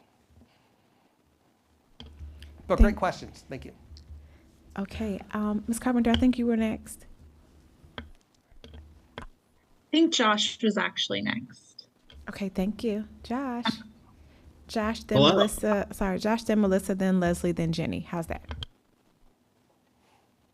I was just wondering if, and you sort of brought up TAM a couple different times, like to try to wrap our heads around the having 16 through 18-year-olds be part of this program. Like, is it going to be sort of a collaboration with the TAM program? Like, this program will collaborate with the TAM program, and it's going to be like an enhancement of the TAM program? Because you had just mentioned that, like, right now, if kids go through the TAM program, they'll be at like the basic level of Danielson. But maybe if they're now part of the TAM program with apprenticeship, they would move up in sophistication, basically, and not teaching. No, great question, right? And so I'm going to say one thing more, that our JATC, our Joint Apprenticeship and Training Council, is like 2 weeks old at this point, right? So that is one of our first items that we're going to do is really go through and look at our intake procedures, right? Not only how are we identifying and letting folks come into this program, but where are we giving credit for prior experience, and what does that look like, right? And how much credit, and how does it manifest? These are questions to be determined, right? I will tell you this, that we are in contact with our CTE office here at MSDE, and our plan for a year now has been to work with them in lockstep to make sure that any TAM-related things that we can connect to this program, we can do. I would love, ultimately, if across the state, right, the vision would be that we know if you have completed TAM, regardless of where it is, that anybody coming out of that program already meets these specific levels of competency. And so that's what we are going to be working out as a team. And so if you want to be a part of that conversation, you absolutely can. Just have your LEA sign up and be part of the Registered Teacher Apprenticeship Program, and you can sit at the table and influence that. So, yep. Because I was just thinking, like, sometimes, believe it or not, when we get TAM students versus university students, sometimes the TAM students are far out achieving the university students. So it'd probably be a great idea to sort of connect them with this pathway. Agreed. Because yeah, this one needs to be in the classroom. So let's make that happen. I would love if ultimately we just looked at TAM as an extension of this, right? That if you go to TAM, you are, whether you know it or not, if you are in TAM, you are on your journey to becoming a licensed teacher. Why can that not be our bumper sticker, right? And so I'm totally with you, totally with you. All right, I think it's my turn next. I just want to thank you for this. I really feel like the apprenticeship is showing true appreciation for and respect to experience and kind of eliminating some of that redundancy. So I'm very excited about this. My thought question, I know you're still in the early stages, so that's why I'm bringing it up early, is just how maybe this apprenticeship could also be leveraged in other areas where our schools are struggling for filling positions, like our school counseling, like our speech pathologist. Are there ways that maybe they could also be in some sort of apprenticeship sort of process? I know that's not an answer you can answer today, but just thinking forward. I mean, that is my answer, right? It's not something I can answer today, but I'm happy to take a call offline and explore. Sitting here right now, my first thought that comes to mind is, are these even approved apprenticeable occupations by the Department of Labor, right? And I think that's where you start. And then you move on from there, right? But I don't have an answer for you at this point in time, because I would also expect people to ask, what about administrators, right? And so that could be coming down the pipe as well. We don't have plans. I'm not. There's no spoiler alert here, right? But that is an apprenticeable occupation, and so that is something that we could look into in the future.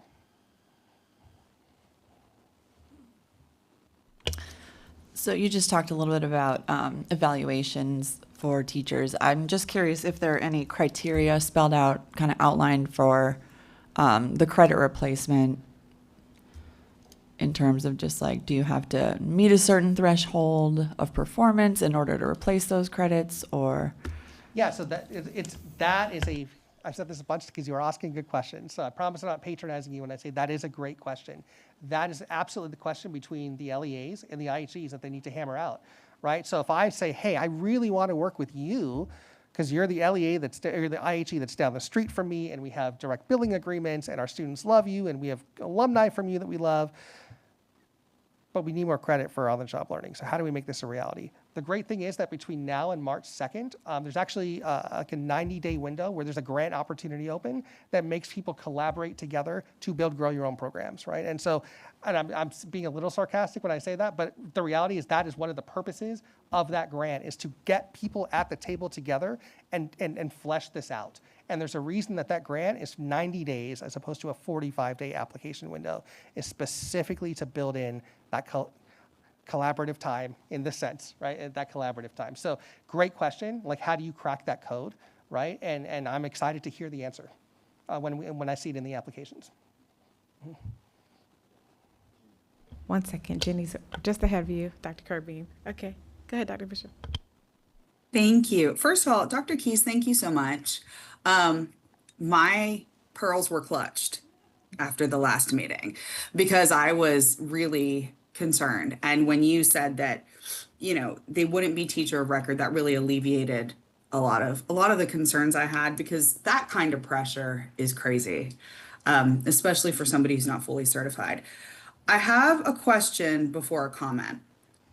This is pure ignorance on my part. Is there an age limit for anything when it comes to teaching, substituting, whatnot with Comar? I don't have the answer to that. I don't know if any of my colleagues are. Yeah.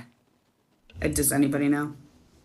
So we don't regulate substitute requirements, but I happen to know, and Ms. Yoho can jump in as well, because I see her nodding her head, that there's no LEA that allows a substitute who's under 18 years old.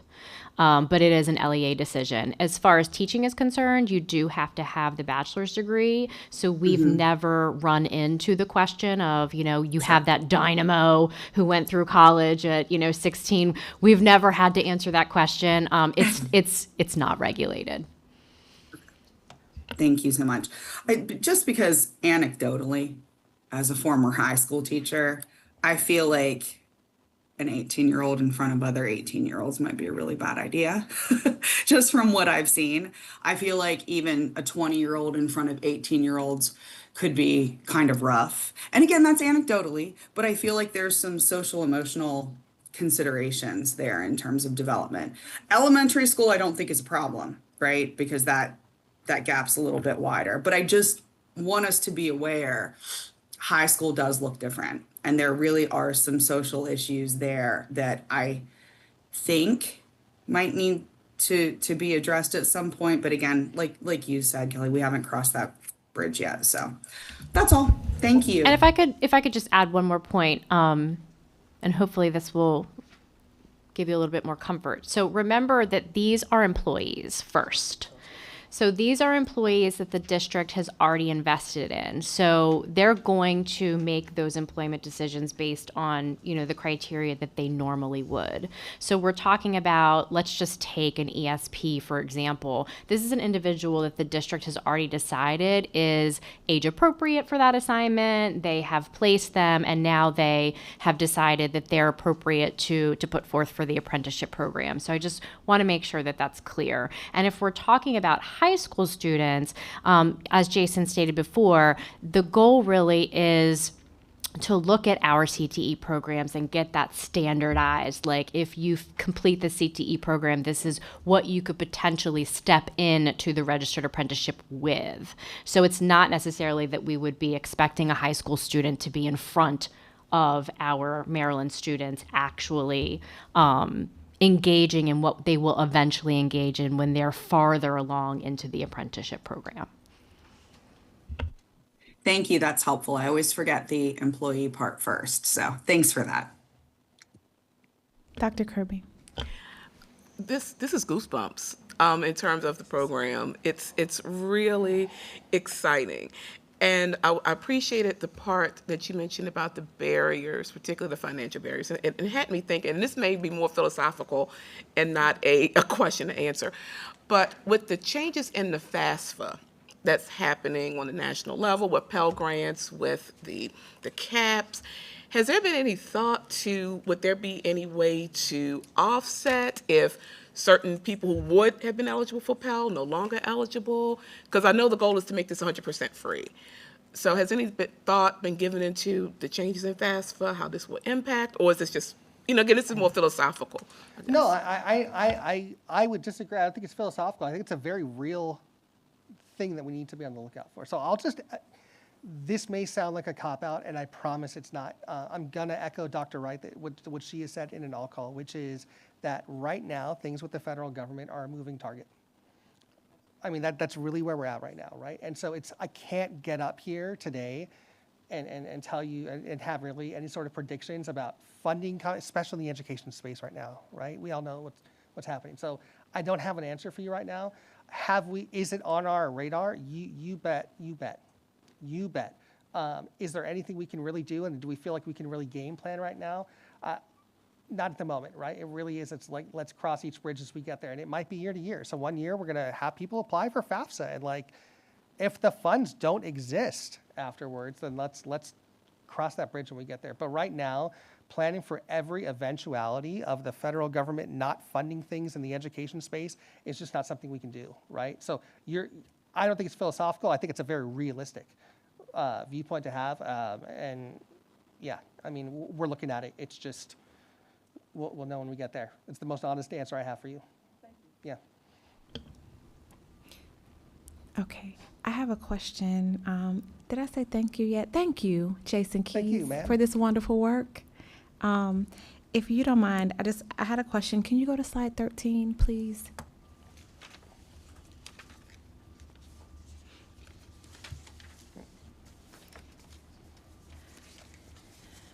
And I'll just move it forward, guys. If there's people in the back, I'm just moving it forward. Okay, thank you. So I'm very, very familiar with the Tennessee model. I'm very happy that I'm pleased that Maryland is moving in this direction. And I wanted to look at this slide not only because of Dr. Kilbream's question, but also because in the Tennessee model, the one that I'm most familiar with, the way that they were able to move people through is because of this agreement between IHEs, their state board, and their LEAs, the ones that joined, with like a 1/3 split. And the 1/3 split was the financial model that they adopted. So, for example, if someone, to help with tuition, because if you didn't have the IHEs on board, then you wouldn't have that tuition support. And while that isn't necessarily what we're doing, I wonder about the conversations that have been had with the IHEs who've signed on. And just in general, you know, we're all paying state taxes, right? To go to a particular base and how we can look at the tuition at an IHE, that is what I am most concerned about, because I want to figure out how to make it free as well. And I know that LEA budgets are also strapped. And so sometimes people think about tuition remission as an option as well. If you're not aware, there were also cuts to the teaching fellows funding this year that IHEs had also leaned into by $4 million. And so just thinking about how to make this free in the ways that we could brainstorm. And I know the committee has, you said 2 weeks, you're 2 weeks old. You're a 2-week-old baby. But I wanted to bring that to you, to take back to the committee, to think about and just the opportunities around that particular model or derivative to bring more people to the table. And I put a note that there is a link for folks to sign on, because I'll be sharing that message as well. In my mind, I had certainly hoped for like that partnership, because everybody has a stake in it. The tuition is covered, the stipend is covered.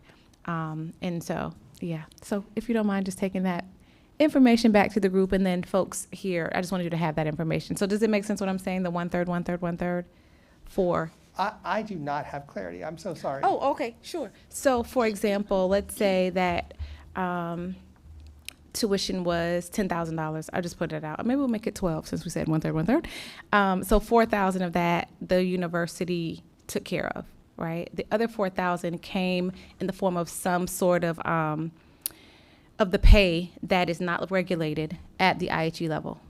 So let's say whatever your salary was, the 4,000 from the IHE also went towards that, your tuition. And then the other 4,000, right, came through some sort of state entity. And maybe it was like their version of MHEC, I'm not really sure. But that is how that part of it was free. Or that, at least that was my understanding in the presentation. Kelly, I don't know if you remember in that meeting or not, but we actually met with Tennessee a few times to understand the model. So something like that I just think is interesting for us. And I may have the details and the nuance of that wrong, but it was definitely some sort of agreement where the pathway, those barriers were reduced, if not completely removed. And so that, I just wanted to share. No, it's great. I think it's a great thing to bring up, and it absolutely is a conversation. Was I clear in the explanation? That was good. No, it was good. It was great to hear. So I want to make sure that we also put something else out there when we're talking about Tennessee and their teacher apprenticeship model and paying, which is that in Tennessee, community college is free. Yes. So that's a key piece when we're ever talking about Tennessee's model and how they were able to do it financially that people don't tend to think about. So any grant funding they were getting from the feds was going twice as far. Yes, and so that means they got the 2 years for community college, and then the last two, so that those last 2 years are what we're paid for tuition. Right. So when we start talking about splitting pay and divvying up stuff, we have to understand the context of this. As we're talking about, 18 months of school is really what we're talking. Not a 4-year program, but two years. Right. So more, yes, agreed. Yes. Right. I just want to make sure that we and it was elementary only, because I asked specifically about secondary, and which is why I'm so excited about this work, because there's so many opportunities to now include. Right. Now, what I will say, and so I will tell you that as far as costs go, right?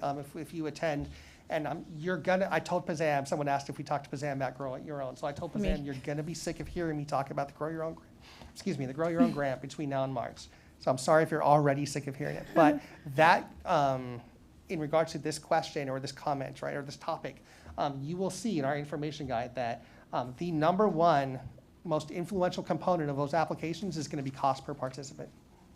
Yes. And so it's to drive that conversation. So if your question is what conversations have been had, not really any yet, but we expect the next 90 days to be full of them, right? Yes, How do we, yes. what programs do we build? How much is this going to cost?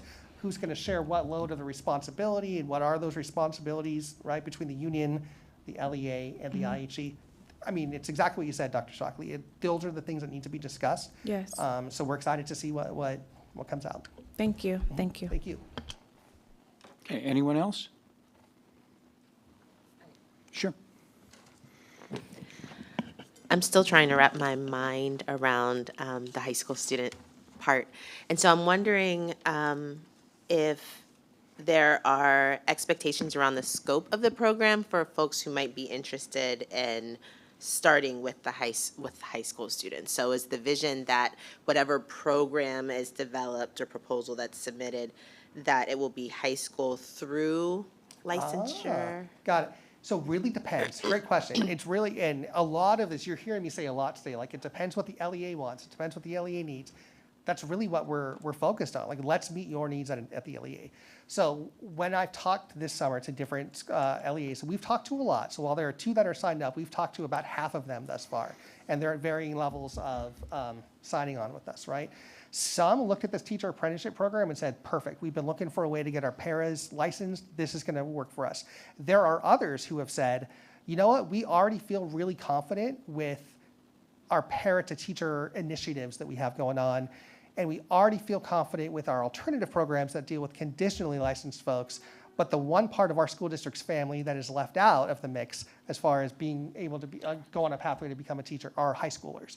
So we want to use this not for our paras, but for our high schoolers. So it's really going to depend on your LEA's needs. What are your value systems? What are your needs? And if you're on this afternoon, you hear the informational session about the Scroll Your Own grant, what I'm going to tell folks that the LEAs is evaluate what population you want to become teachers. Then evaluate what barriers are stopping them today from becoming teachers. So if you're saying high schoolers, what's stopping them today?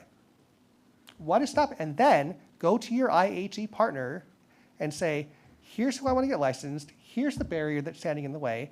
Let's team up and crush this barrier together, right? And spend a ton of the state's money doing so, right? And so it's a long answer to your question, but like that's where we're at on this. So it's really going to depend on what the LEA wants and needs.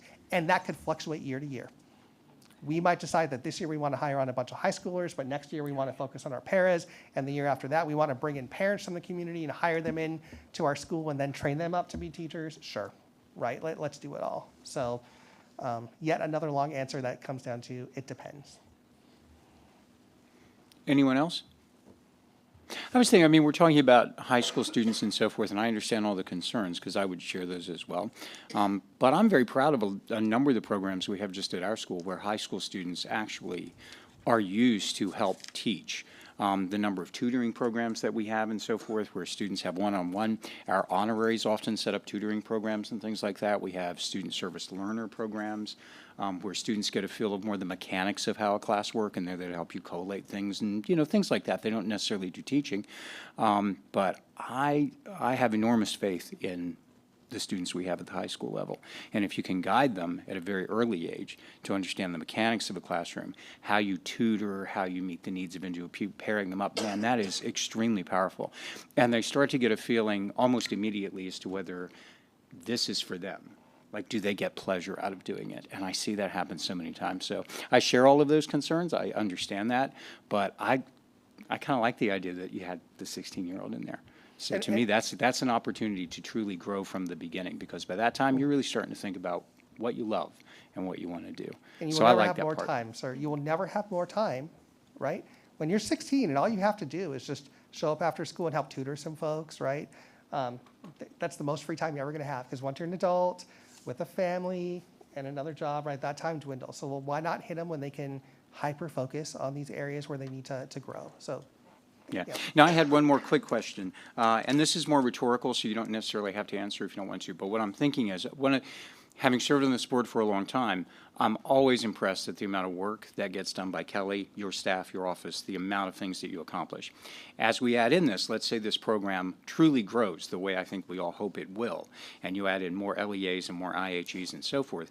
As a sponsor of this program, so many other programs that I'm seeing that are innovative, that will be handled largely through your department, is there thought given to a funding stream if you all need more staffing to do this kind of job? Because you're adding a lot more to what you already do at an excellent level.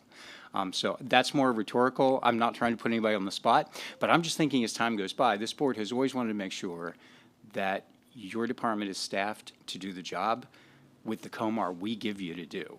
And so we've asked those questions at key points sometimes throughout the last few years. So I'm just thinking in the future, because I'd love to see these take off, but that's going to be an additional workload, and I want to make sure your department is taken care of in handling this. So that's just me throwing that out as a future thought.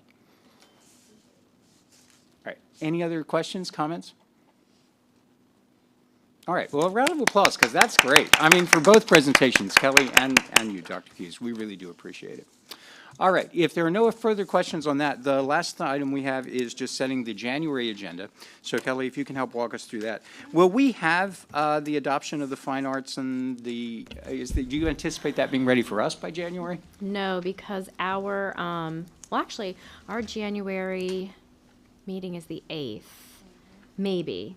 Okay, all right, so let's leave that open for you to obviously put that on if we are ready for that to come back, because since it looks like the feedback so far has been positive, that doesn't look like something that's going to require a lot of additional work. And then the other question too, we talked about the staffing report, and I think you were going to be giving that to the state board. When do you anticipate you'd be ready to deliver that to us? And I'm not trying to No, press it's fine. or. It's fine. So we can do one of two things. So this next week, what I will be sharing with the state board is just a pretty quick update. It's very narrowly focused because we're not ready with all of the data that goes into the full supply and demand presentation. So I'm happy to bring that abbreviated presentation in January. I'm scheduled to give the entire presentation either in January or February. That remains, it's tentative at this point. So depending on when it's presented to the state board, I can immediately bring it to you. You know, it'll be within the next 2 weeks. So it may be February, it may be March. Okay, well, that's perfectly fine. Let's give you the leeway to schedule that in whenever you think you're ready to deliver it, but. Did you want the abbreviated version in January? I think that's a good idea, yeah. If that's the pleasure of the board, yes, I'd like to see that. That'll keep us on the same track of information that the state board has, so that's good. But I'm just giving you the leeway to put that on our schedule when you feel most comfortable to present. All right, any other agenda items that you already know about? Yes. So for regulations, so as everyone knows, we've just adopted the new administrator regulations. We have found some areas that need clarification, specifically regarding like what do you do when an individual has the old administrator 1 and they are expired and they want to reinstate, because our regulations currently don't allow a reinstatement of historical areas. So we need to clean that up a little bit and make it clear that that's allowed. And we've also noted that in the supervisor of special education, it's still pointing to the administrator 1, 2. So although we can certainly, and both of these things we can handle in policy until these regulations are promulgated, but any time that we need to shift policy, we need to consider whether we need further amendments, and we do. So I anticipate bringing those to you in January. Okay, that sounds great. Anybody else? Ebony? Yes, at the November meeting, I believe we discussed some potential guests for maybe January. We said December or January, and that included the opportunity to hear from some of the, since we're talking about Grow Your Own anyway, some of the Maryland Higher Education Commission funded grants that were Grow Your Own through LEAs. I don't think we selected one, but I believe it was mentioned in the last meeting, as well as I thought Dr. Woodward had asked about the opportunity to discuss either joining with or putting forward just some ideas for where this board wanted to land. And I don't know if PSTEB has historically had a legislative platform, but there was a conversation in the last meeting, and I just wanted to make sure that we either answered that question for her, or and if there was an opportunity, maybe in January, bring that to this board to talk through. So I don't know if PSTEB has historically had sort of a stake in that, but there seemed to be some interest at the end of the last meeting. So those are two. And then I have one other thing that may be of interest, but I'll pause for your reply. Sure. Kelly. So for the first, the guest presentation, I'm happy to reach out to whomever you would like me to. Do you want to talk offline? Yes, we can talk offline. And if they cannot make a January meeting, I assume that scheduling out is fine. Yeah. For the legislative platform, in my tenure, and Darren, you have a longer tenure than me, I don't recall ever this board ever having a platform. Okay. But what we will do, I assume, is that any legislation that is presented that affects this board, we will bring it to the board, and the board may decide to take a formal position, and there are certain steps that the board can take if that is decided, but Okay. That's usually what would happen. The process, Dr. Woodward, does that address what you had suggested in November? And did I remember that correctly? Thank you so much. Okay. You did. I really appreciate it.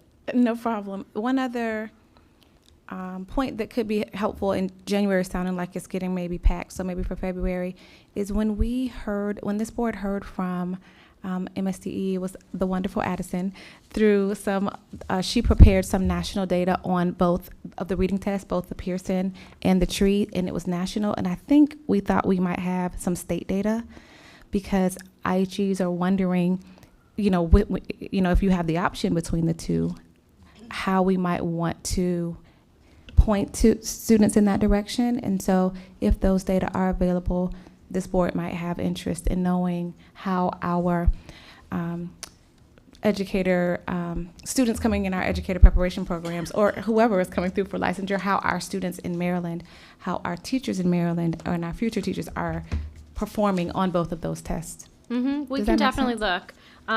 In full disclosure, not sure we're going to have enough on the Pearson product. It was 'cause just it's kinda adopted. yeah. I don't believe that many are taking it. We Mhm. have years 'Cause of data. historically we've for- been yeah, doing the tree. Yeah, Yeah. we have years of data for the tree. Okay, so then maybe if we looked at the state data and we still looked at the national data, that would still give us a comparison of whether maybe we want to look at the Pearson product.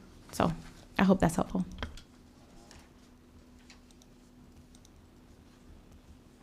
All right, Kelly, your summary about us. Yeah, we've never had a legislative agenda. We have, however, occasionally in our past, just for new members, we have sometimes, it's rare, but we sometimes write letters, favorable or sometimes unfavorable to something. In addition to that, again, this is even more rare, but we have sometimes produced testimony during an AELR hearing where someone is sent on behalf of this board to share the board's concerns or their praise for whatever is up. So, but other than that, yeah, you got that exactly right. All right, anything else to think about for future agenda? All right, is there anybody, I think I can do it this way, is there anybody who would object to the agenda items as posted, of course, granting Kelly the leeway to adjust this based on availability and timing and so forth? All right, without objection, then I think we have the items possible for our January meeting. All right, is there anything else for the good of the group? Yes, jump right in. I was just looking at the printed PSTEB meeting calendar and cross-checking it with our meeting minutes. And two of the dates are off, so July 9th. What it says on this sheet is July 2nd that we're meeting, but it's actually July 9th that we're meeting. And then August 6th is another date. We're actually meeting August 9th. Thank you. Mm-hmm. All right, great. I missed that as well. I miss a lot. I'm so glad everybody catches all this stuff. Yeah, okay, Karen? I'm sorry, this is a point of personal privilege. I just found out that Mr. Davidson teaches my grandson. Oh. Ethan Nice. Long. Ethan Long. Oh, excellent.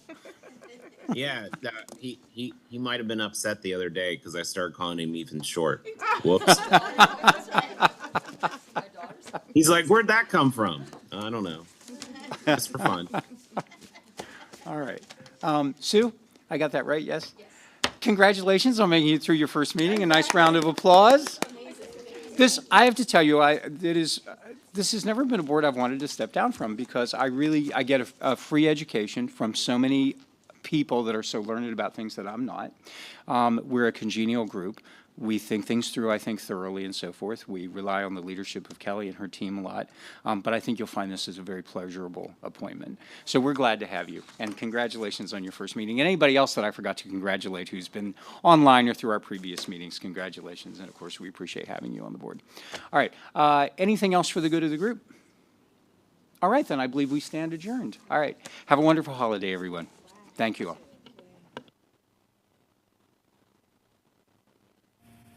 Bye.